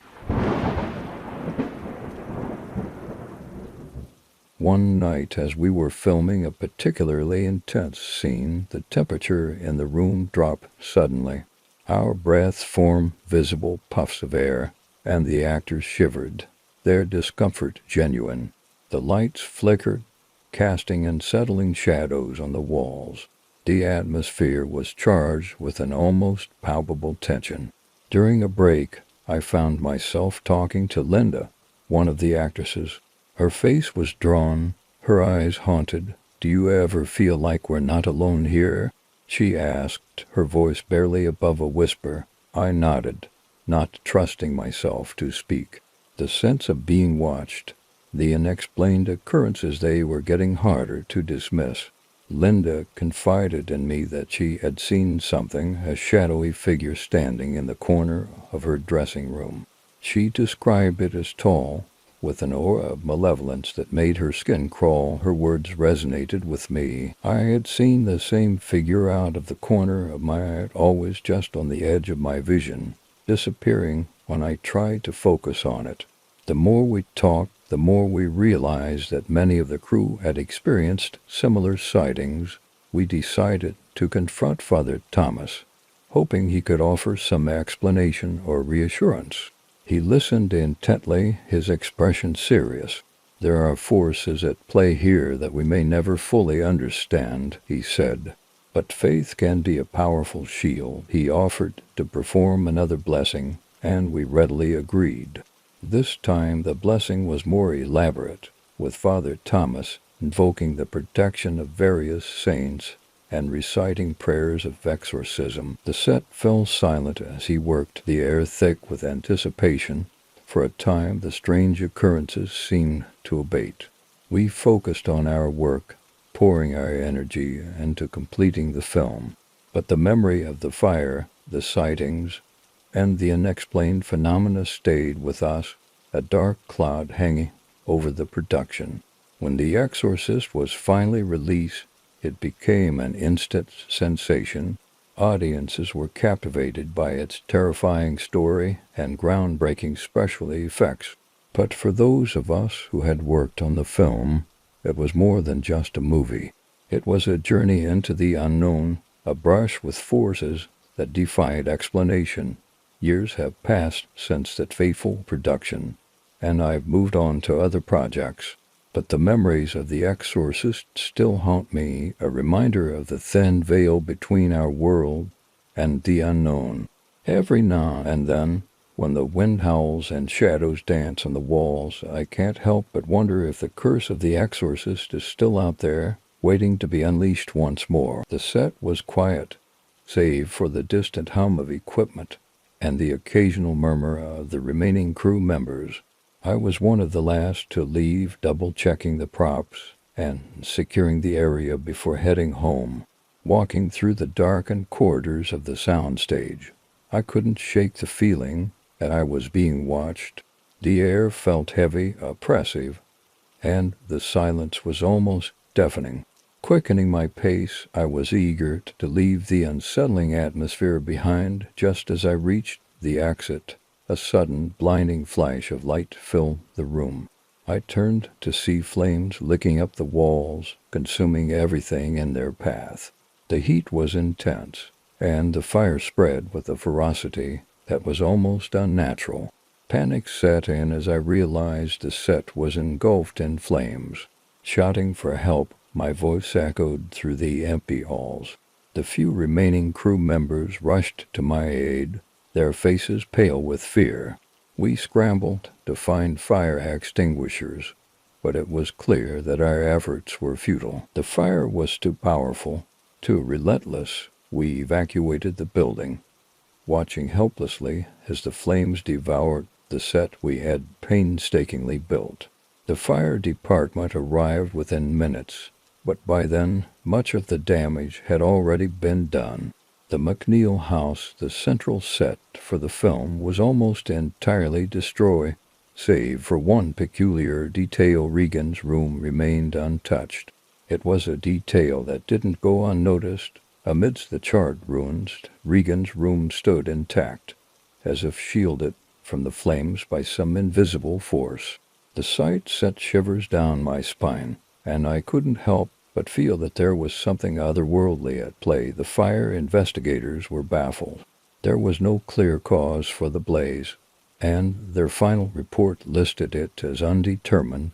Theories and rumors swirled among the crew. Some believed it was a technical malfunction, while others whispered about the curse of the film.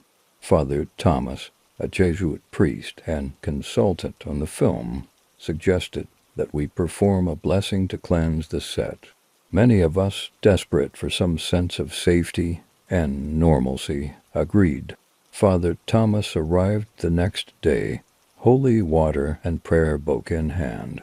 We gathered around as he conducted the blessing, his voice steady and calm as he invoked divine protection. The atmosphere on set seemed to lighten after the blessing, and for a while things returned to normal. But the memory of the fire lingered in the back of my mind, a constant reminder of the inexplicable events we had witnessed. Months passed, and we continued with the production, albeit with a sense of unease. Strange occurrences became a part of our daily routine: equipment malfunctions, unexplained cold spots, and noises that seemed to come from nowhere. We tried to ignore them, to carry on with our work, but the fear was always there, lurking just beneath the surface. The city was a labyrinth of neon lights and endless streets, and I knew it well. As a taxi driver, I had spent countless nights navigating its maze-like roads, picking up passengers from every corner. But one night I would encounter something that would make me question everything I thought I knew about the world. It was a particularly foggy evening, the kind where the mist clung to the pavement and blurred the street lights into ghostly halos.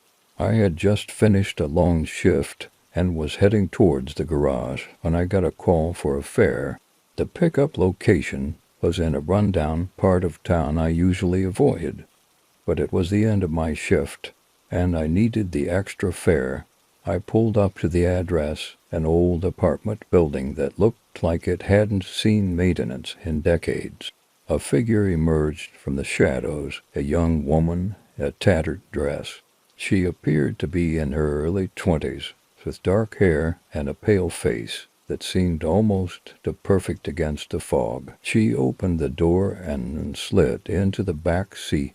Without saying a word, I glanced at her through the rearview mirror, but she kept her gaze fixed out the window, her expression unreadable. "Where to?" I asked, trying to break the silence. "Crescent Avenue," she replied in a soft, almost whispering voice. I nodded and started driving, the engine humming as we made our way through the fog-shrouded streets. The city seemed to be in a strange, otherworldly state. Everything was quiet, and the usual din of traffic and voices was eerily absent. As we drove, I noticed something odd. The temperature in the cab dropped significantly, and my breath began to mist up in front of me. I could see the woman's breath, too, despite the fact that the outside temperature was mild. I shrugged it off as a draft or a malfunction in the air conditioning, but a growing sense of unease settled over me. "Is everything all right?"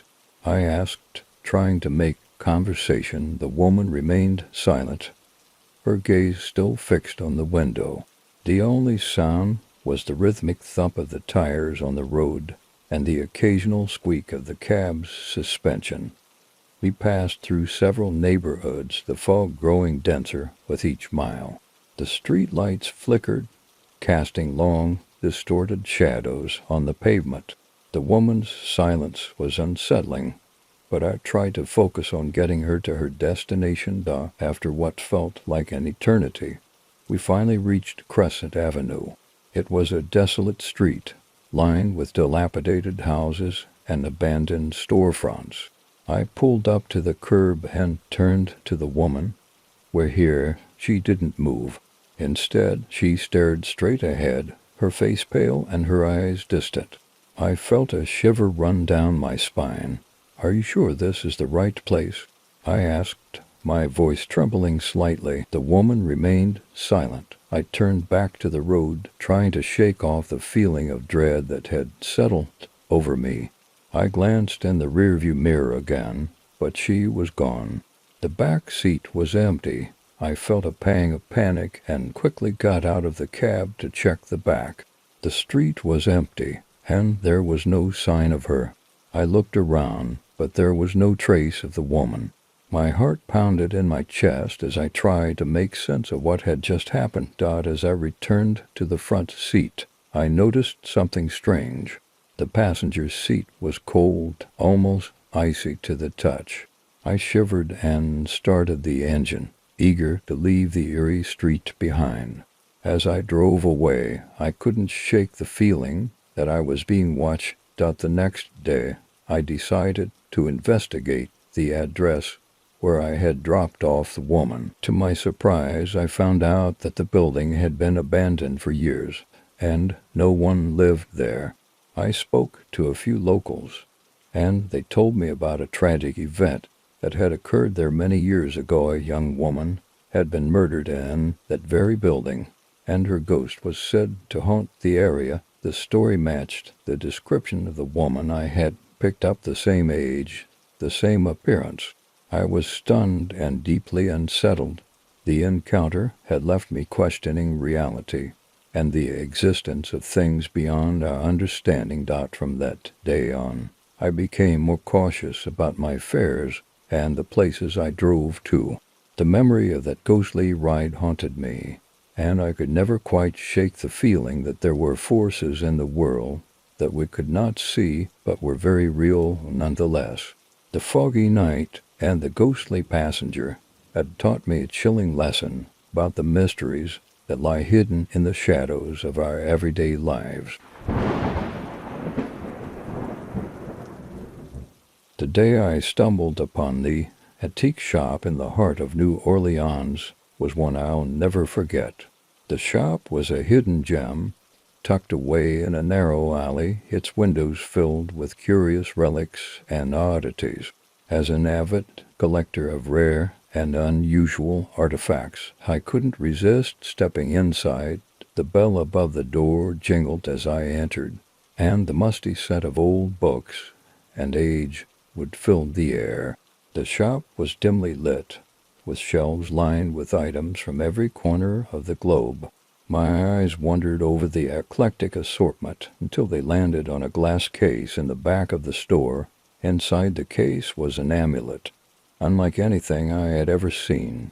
It was made of a dark, iridescent stone, set in intricate gold filigree with strange symbols etched into its surface. I felt an inexplicable pull towards it, a deep sense of curiosity mixed with a tinge of foreboding. The shopkeeper, an elderly man with piercing blue eyes, approached me. "Ah, I see you've found our most unique piece," he said, his voice tinged with a Cajun accent.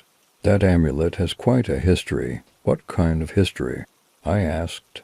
Unable to tear my eyes away from the amulet, he smiled, a knowing look in his eyes. "It is said to be cursed. Legend has it that it once belonged to a powerful sorcerer who used it to control dark forces. Many who have owned it since have met with tragic fates." I felt a shiver run down my spine. but my curiosity overpowered my caution.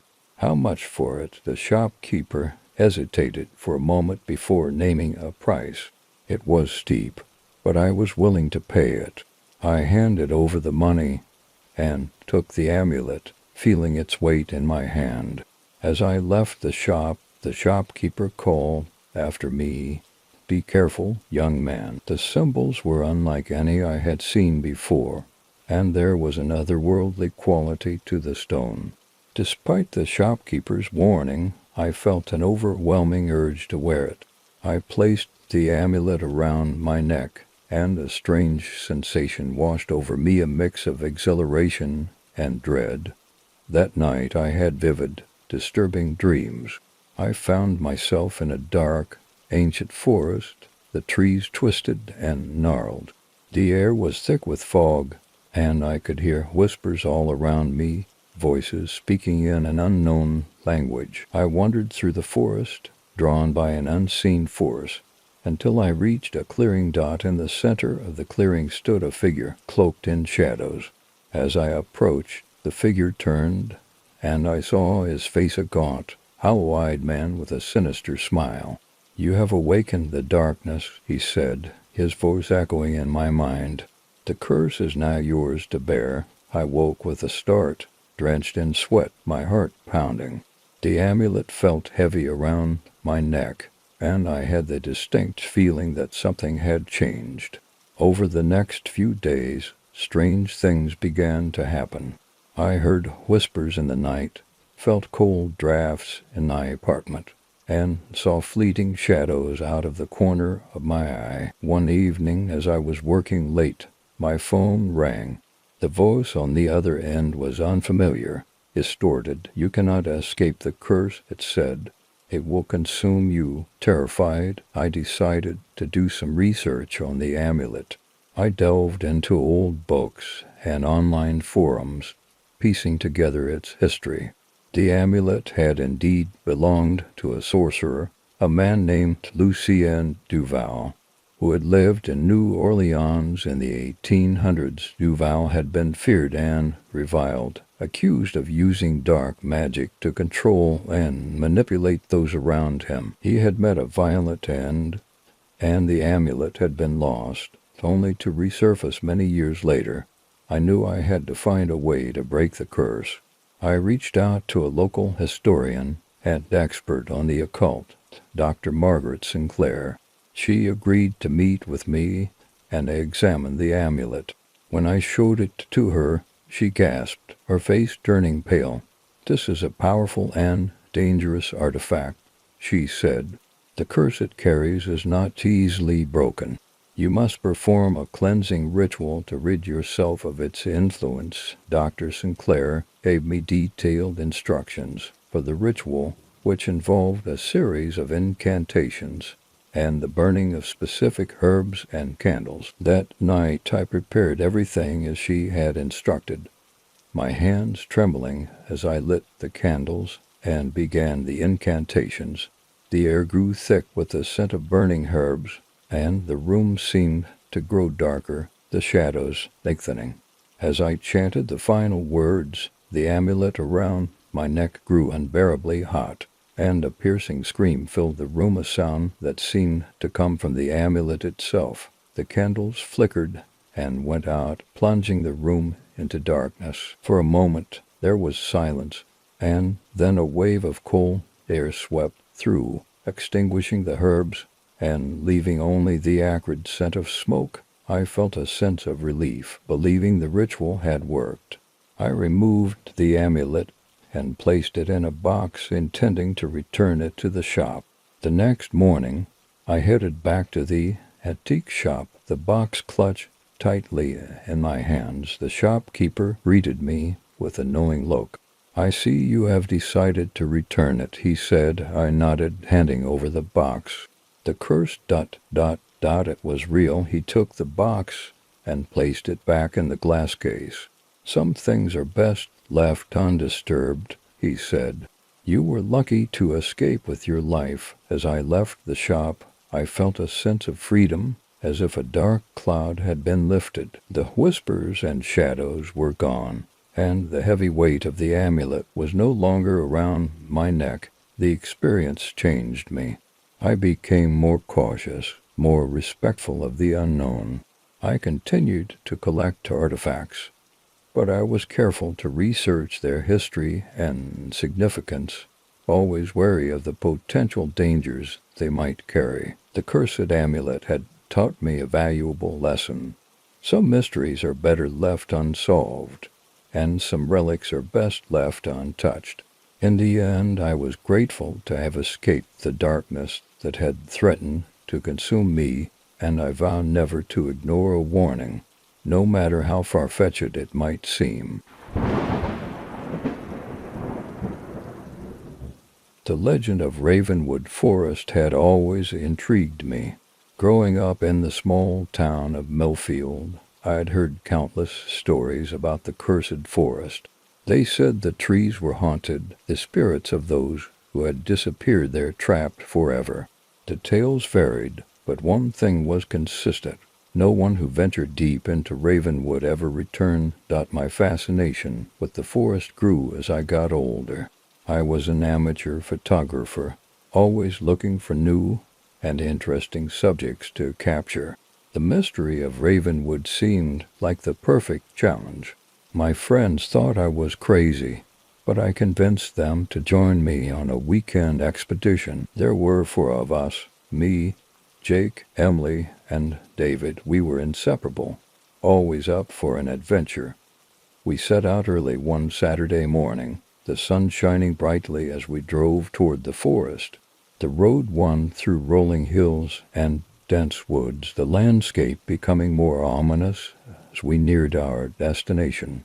By the time we reached the entrance to Ravenwood, the sky had darkened, thick clouds blotting out the sun. "Are you sure about this, Alex?" Emily asked, her voice tinged with apprehension. "I've heard some pretty creepy things about this place." "Don't worry," I reply, trying to sound confident. "It's just a bunch of old legends. We'll be fine." We parked the car and gathered our gear. I had my camera, Jake brought a flashlight, Emily carried a map, and David had packed some snacks and water. We set off into the forest, the path quickly disappearing behind us as the trees closed in. The atmosphere changed almost immediately. The air felt colder, the shadows deeper, the silence was oppressive, broken only by the crunch of leaves underfoot. As we ventured deeper, the forest seemed to come alive with an eerie presence. I tried to capture the strange beauty with my camera, but the pictures felt lifeless, unable to convey the creeping dread that gnawed at us. After a couple of hours, we reached a clearing. In the center stood an old, dilapidated cabin, half hidden by overgrown vines and moss. It looked like it hadn't been touched in decades. A sense of unease settled over us, but curiosity won out. "Let's check it out," Jake suggested, his voice wavering slightly. We approached the cabin cautiously. The door creaked loudly as we pushed it open, revealing a dark, musty interior. Dust motes floated in the air, disturbed by our presence. The walls were covered in strange symbols and faded photographs, their subjects long forgotten. "Look at this," David said, pointing to a large, hand-drawn map pinned to the wall. We reached the circled area just as dusk began to fall. The trees here were older, their gnarled trunks twisted into grotesque shapes. The ground was covered in a thick carpet of moss, muffling our footsteps. In the center of the clearing stood a large, ancient oak tree, its roots spreading out like claws. "This must be it," I said, feeling a mix of excitement and trepidation. As I raised my camera to take a picture, a sudden chill ran down my spine. I lowered the camera and saw a figure standing at the edge of the clearing. It was a woman, her long, dark hair hanging in front of her face. She wore a tattered white dress, stained with dirt and blood. "Who are you?" Emily called out, her voice trembling. The woman didn't respond. She just stood there, staring at us with hollow eyes. I felt a wave of fear wash over me, and I knew we had to leave. "Let's get out of here," I said, backing away slowly. But as we turned to leave, the woman stepped forward, her movements slow and deliberate. The forest seemed to close in around us, the trees forming an impenetrable barrier.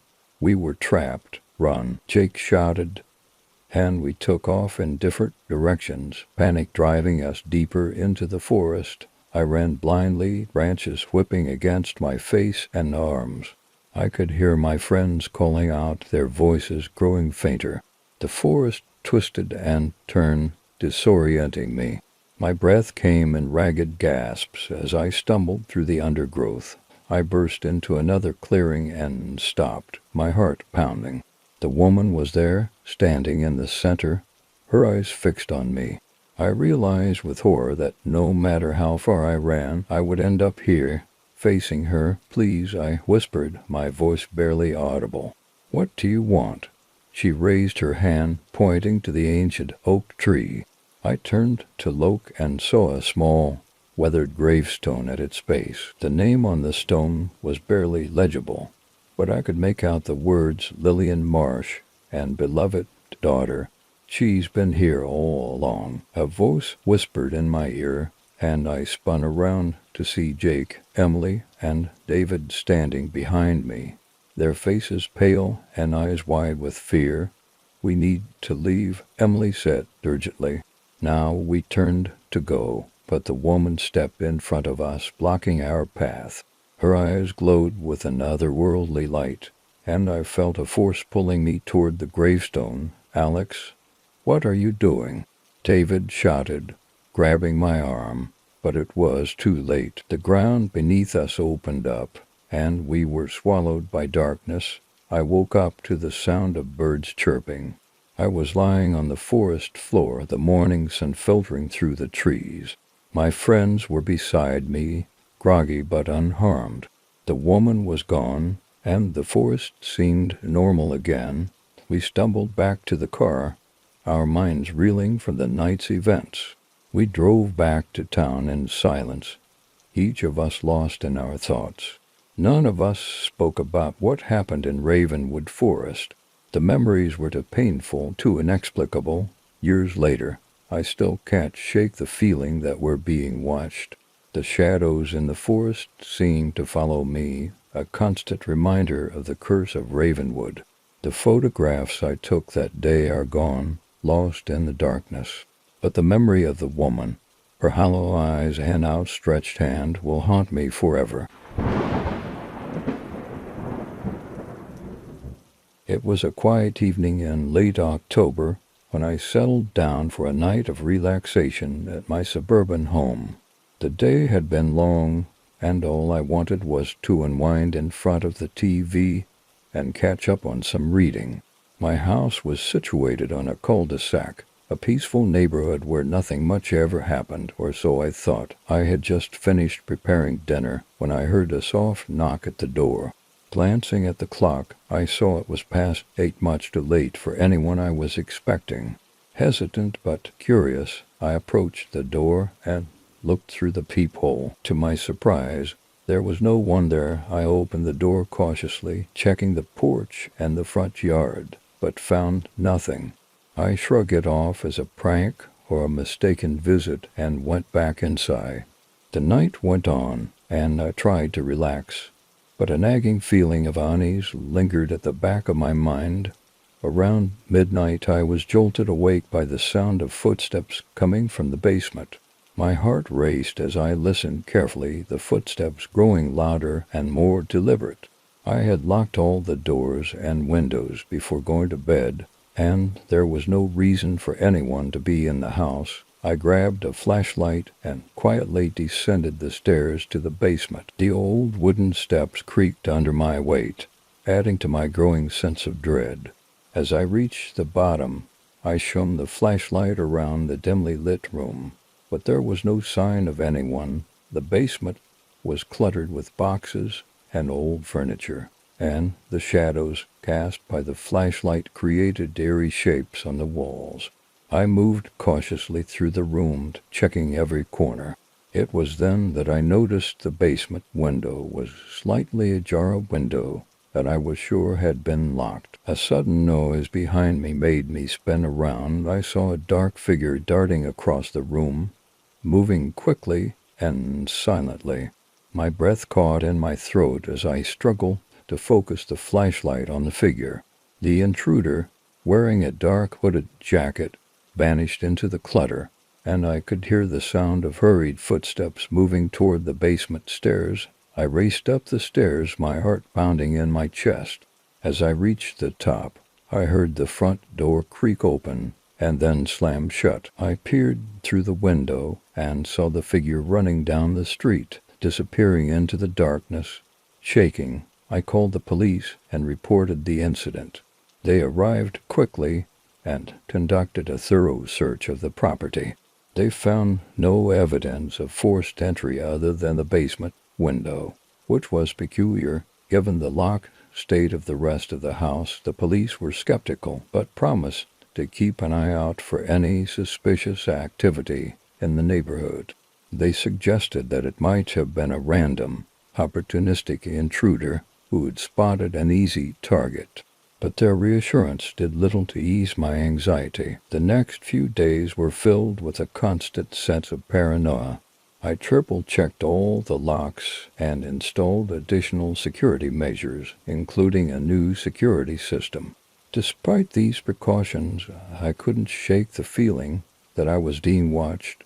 One night, while sitting in my living room, I heard a faint scratching sound coming from the basement. My nerves were on edge, and I hesitated before checking. I slowly descended the stairs, the beam of my flashlight trembling as I scanned the room. The scratching grew louder, more insistent. When I reached the basement, I discovered that someone had tampered with the window again. This time there were clear signs of attempts to pry it open. My blood ran cold as I realized the intruder had returned. I immediately contacted the police, and they responded promptly. They conducted another search, but found no sign of the intruder. They suggested that the best course of action was to install a motion-activated camera to monitor the area. I followed their advice and set up a camera in the basement, hoping it would provide some answers. A few nights later, I reviewed the footage and saw something that sent chills down my spine. The camera captured the figure of the intruder entering the basement through the window, moving cautiously among the shadows. But what was even more disturbing was the figure's face. It was one I recognized. The intruder was someone from my own neighborhood, a man who had lived a few houses down and whom I had seen many times before. I was shocked and horrified. I had always considered him a friendly, if somewhat quiet, neighbor. To think that he had been stalking me was a terrifying realization. Taught with this evidence, the police were able to arrest him. It turned out that he had been dealing with personal issues and had chosen my home as a target of opportunity. He had been watching me for weeks, waiting for the right moment to strike. The incident left me deeply unsettled. Even after the intruder was apprehended, the sense of violation and fear lingered. I learned to be more vigilant and to trust my instincts. The experience had taught me that danger could lurk closer than I ever imagined, and that sometimes the most frightening threats can come from the places we least expect. My home has been secure since then, and the unsettling nights have become a distant memory. But the shadow of that night still haunts me, reminding me that safety is never guaranteed and that trust must be carefully guarded. The small town of Ridgefield had always been quiet, the kind of place where everyone knew everyone else, and nothing much ever happened. That was until the old Ridgewood Cinema reopened under new management. The cinema had been closed for years, left to decay at the edge of town. Its reopening was met with a mix of excitement and curiosity, especially when the new owner, a mysterious man named Mr. Blackwood, announced a special midnight screening of a newly discovered horror film called The Cursed Reel. The film was said to be a lost classic, a masterpiece that had never been shown to the public. The rumor was that it was so terrifying that the original audience had all gone mad, and the director had locked it away, vowing it would never see the light of day. Naturally, this only heightened our interest. My friends and I, being horror enthusiasts, decided we had to see it. There were 5 of us: me, Jason, Michelle, Kyle, and Samantha. We had grown up together, bonded by our love of all things spooky. We bought our tickets and eagerly awaited the screening, sharing stories and theories about the film's origins. The night of the screening, the cinema was packed. People had come from neighboring towns, drawn by the mystery and allure of The Cursed Reel. The atmosphere was electric, a mix of excitement and nervous anticipation. As we took our seats, I noticed Mr. Blackwood standing at the back of the theater, his dark eyes watching the crowd intently. The lights dimmed, and the film began. From the first frame, it was clear that this was no ordinary horror movie. The images were haunting, the music dissonant and unnerving. It felt like the film was alive, pulsing with a dark energy that seeped into the theater. As the story unfolded, the sense of dread grew, wrapping around us like a cold, clammy hand. About halfway through the film, strange things started happening. At first, it was subtle, a flicker of movement in the shadows, a whisper that seemed to come from nowhere. But soon, it became impossible to ignore. The temperature in the theater dropped, our breaths visible in the cold air. The screen seemed to shimmer, and for a moment I could have sworn I saw faces in the darkness, watching us. The tension in the room was palpable. People shifted uncomfortably in their seats, their eyes darting around the theater. The whispers grew louder, an unintelligible murmur that filled my ears. I glanced at Jason, sitting next to me, and saw the fear in his eyes. "Do you hear that?" he whispered, his voice trembling. I nodded, too afraid to speak. The film continued, the images on the screen becoming more and more disturbing. It felt like the characters were staring directly at us, their eyes following us as we moved. The whispers turned into screams, and the faces in the shadows grew clearer, more defined. Suddenly, the screen went black. The theater was plunged into darkness, and the screams intensified. I felt a hand grab my arm, and I turned to see Michelle, her face pale and eyes wide with terror. "We need to get out of here," she said, her voice barely audible over the noise. We stumbled out of our seats, trying to make our way to the exit. But the darkness was disorienting, and it felt like the theater was shifting around us. The faces in the shadows seemed to close in, their eyes gleaming with malevolent intent. The screams grew louder, echoing in my head. We finally reached the door and burst out into the lobby, gasping for breath. The cold air hit us like a slap in the face, and I realized that the theater was completely empty. Everyone else was gone, vanished into the darkness. "What the hell just happened?" Kyle asked, his voice shaking. None of us had an answer. We stood there, trying to make sense of what we had just experienced. Then we heard a noise from the theater, a low, guttural growl that sent chills down my spine. We turned to see Mr. Blackwood standing in the doorway, his eyes gleaming with an otherworldly light. "Leaving so soon?" he asked, his voice smooth and menacing. "We ... We have to go," Samantha stammered, backing away. Mr. Blackwood smiled, a cold, cruel smile. "The film isn't over yet." He stepped aside, and the darkness in the theater seemed to reach out, tendrils of shadow wrapping around us. We tried to run, but it was like wading through molasses, our movements slow and sluggish. The whispers returned, louder and more insistent, and I felt a pressure in my head, like something was trying to get inside. I don't know how we managed to escape, but somehow we found ourselves outside, gasping for air. The cinema loomed behind us, dark and foreboding. We didn't look back as we ran to the car and sped away, the whispers still echoing in our ears. The next day, we tried to talk about what had happened, but the memories were hazy, like a bad dream. We couldn't explain the things we had seen, the terror we had felt. The cinema was closed, a for sale sign hanging in the window. Mr. Blackwood was gone, and the cursed reel was never mentioned again. But the experience left a mark on all of us. We stopped watching horror movies, too afraid of what might happen if we opened ourselves up to that darkness again.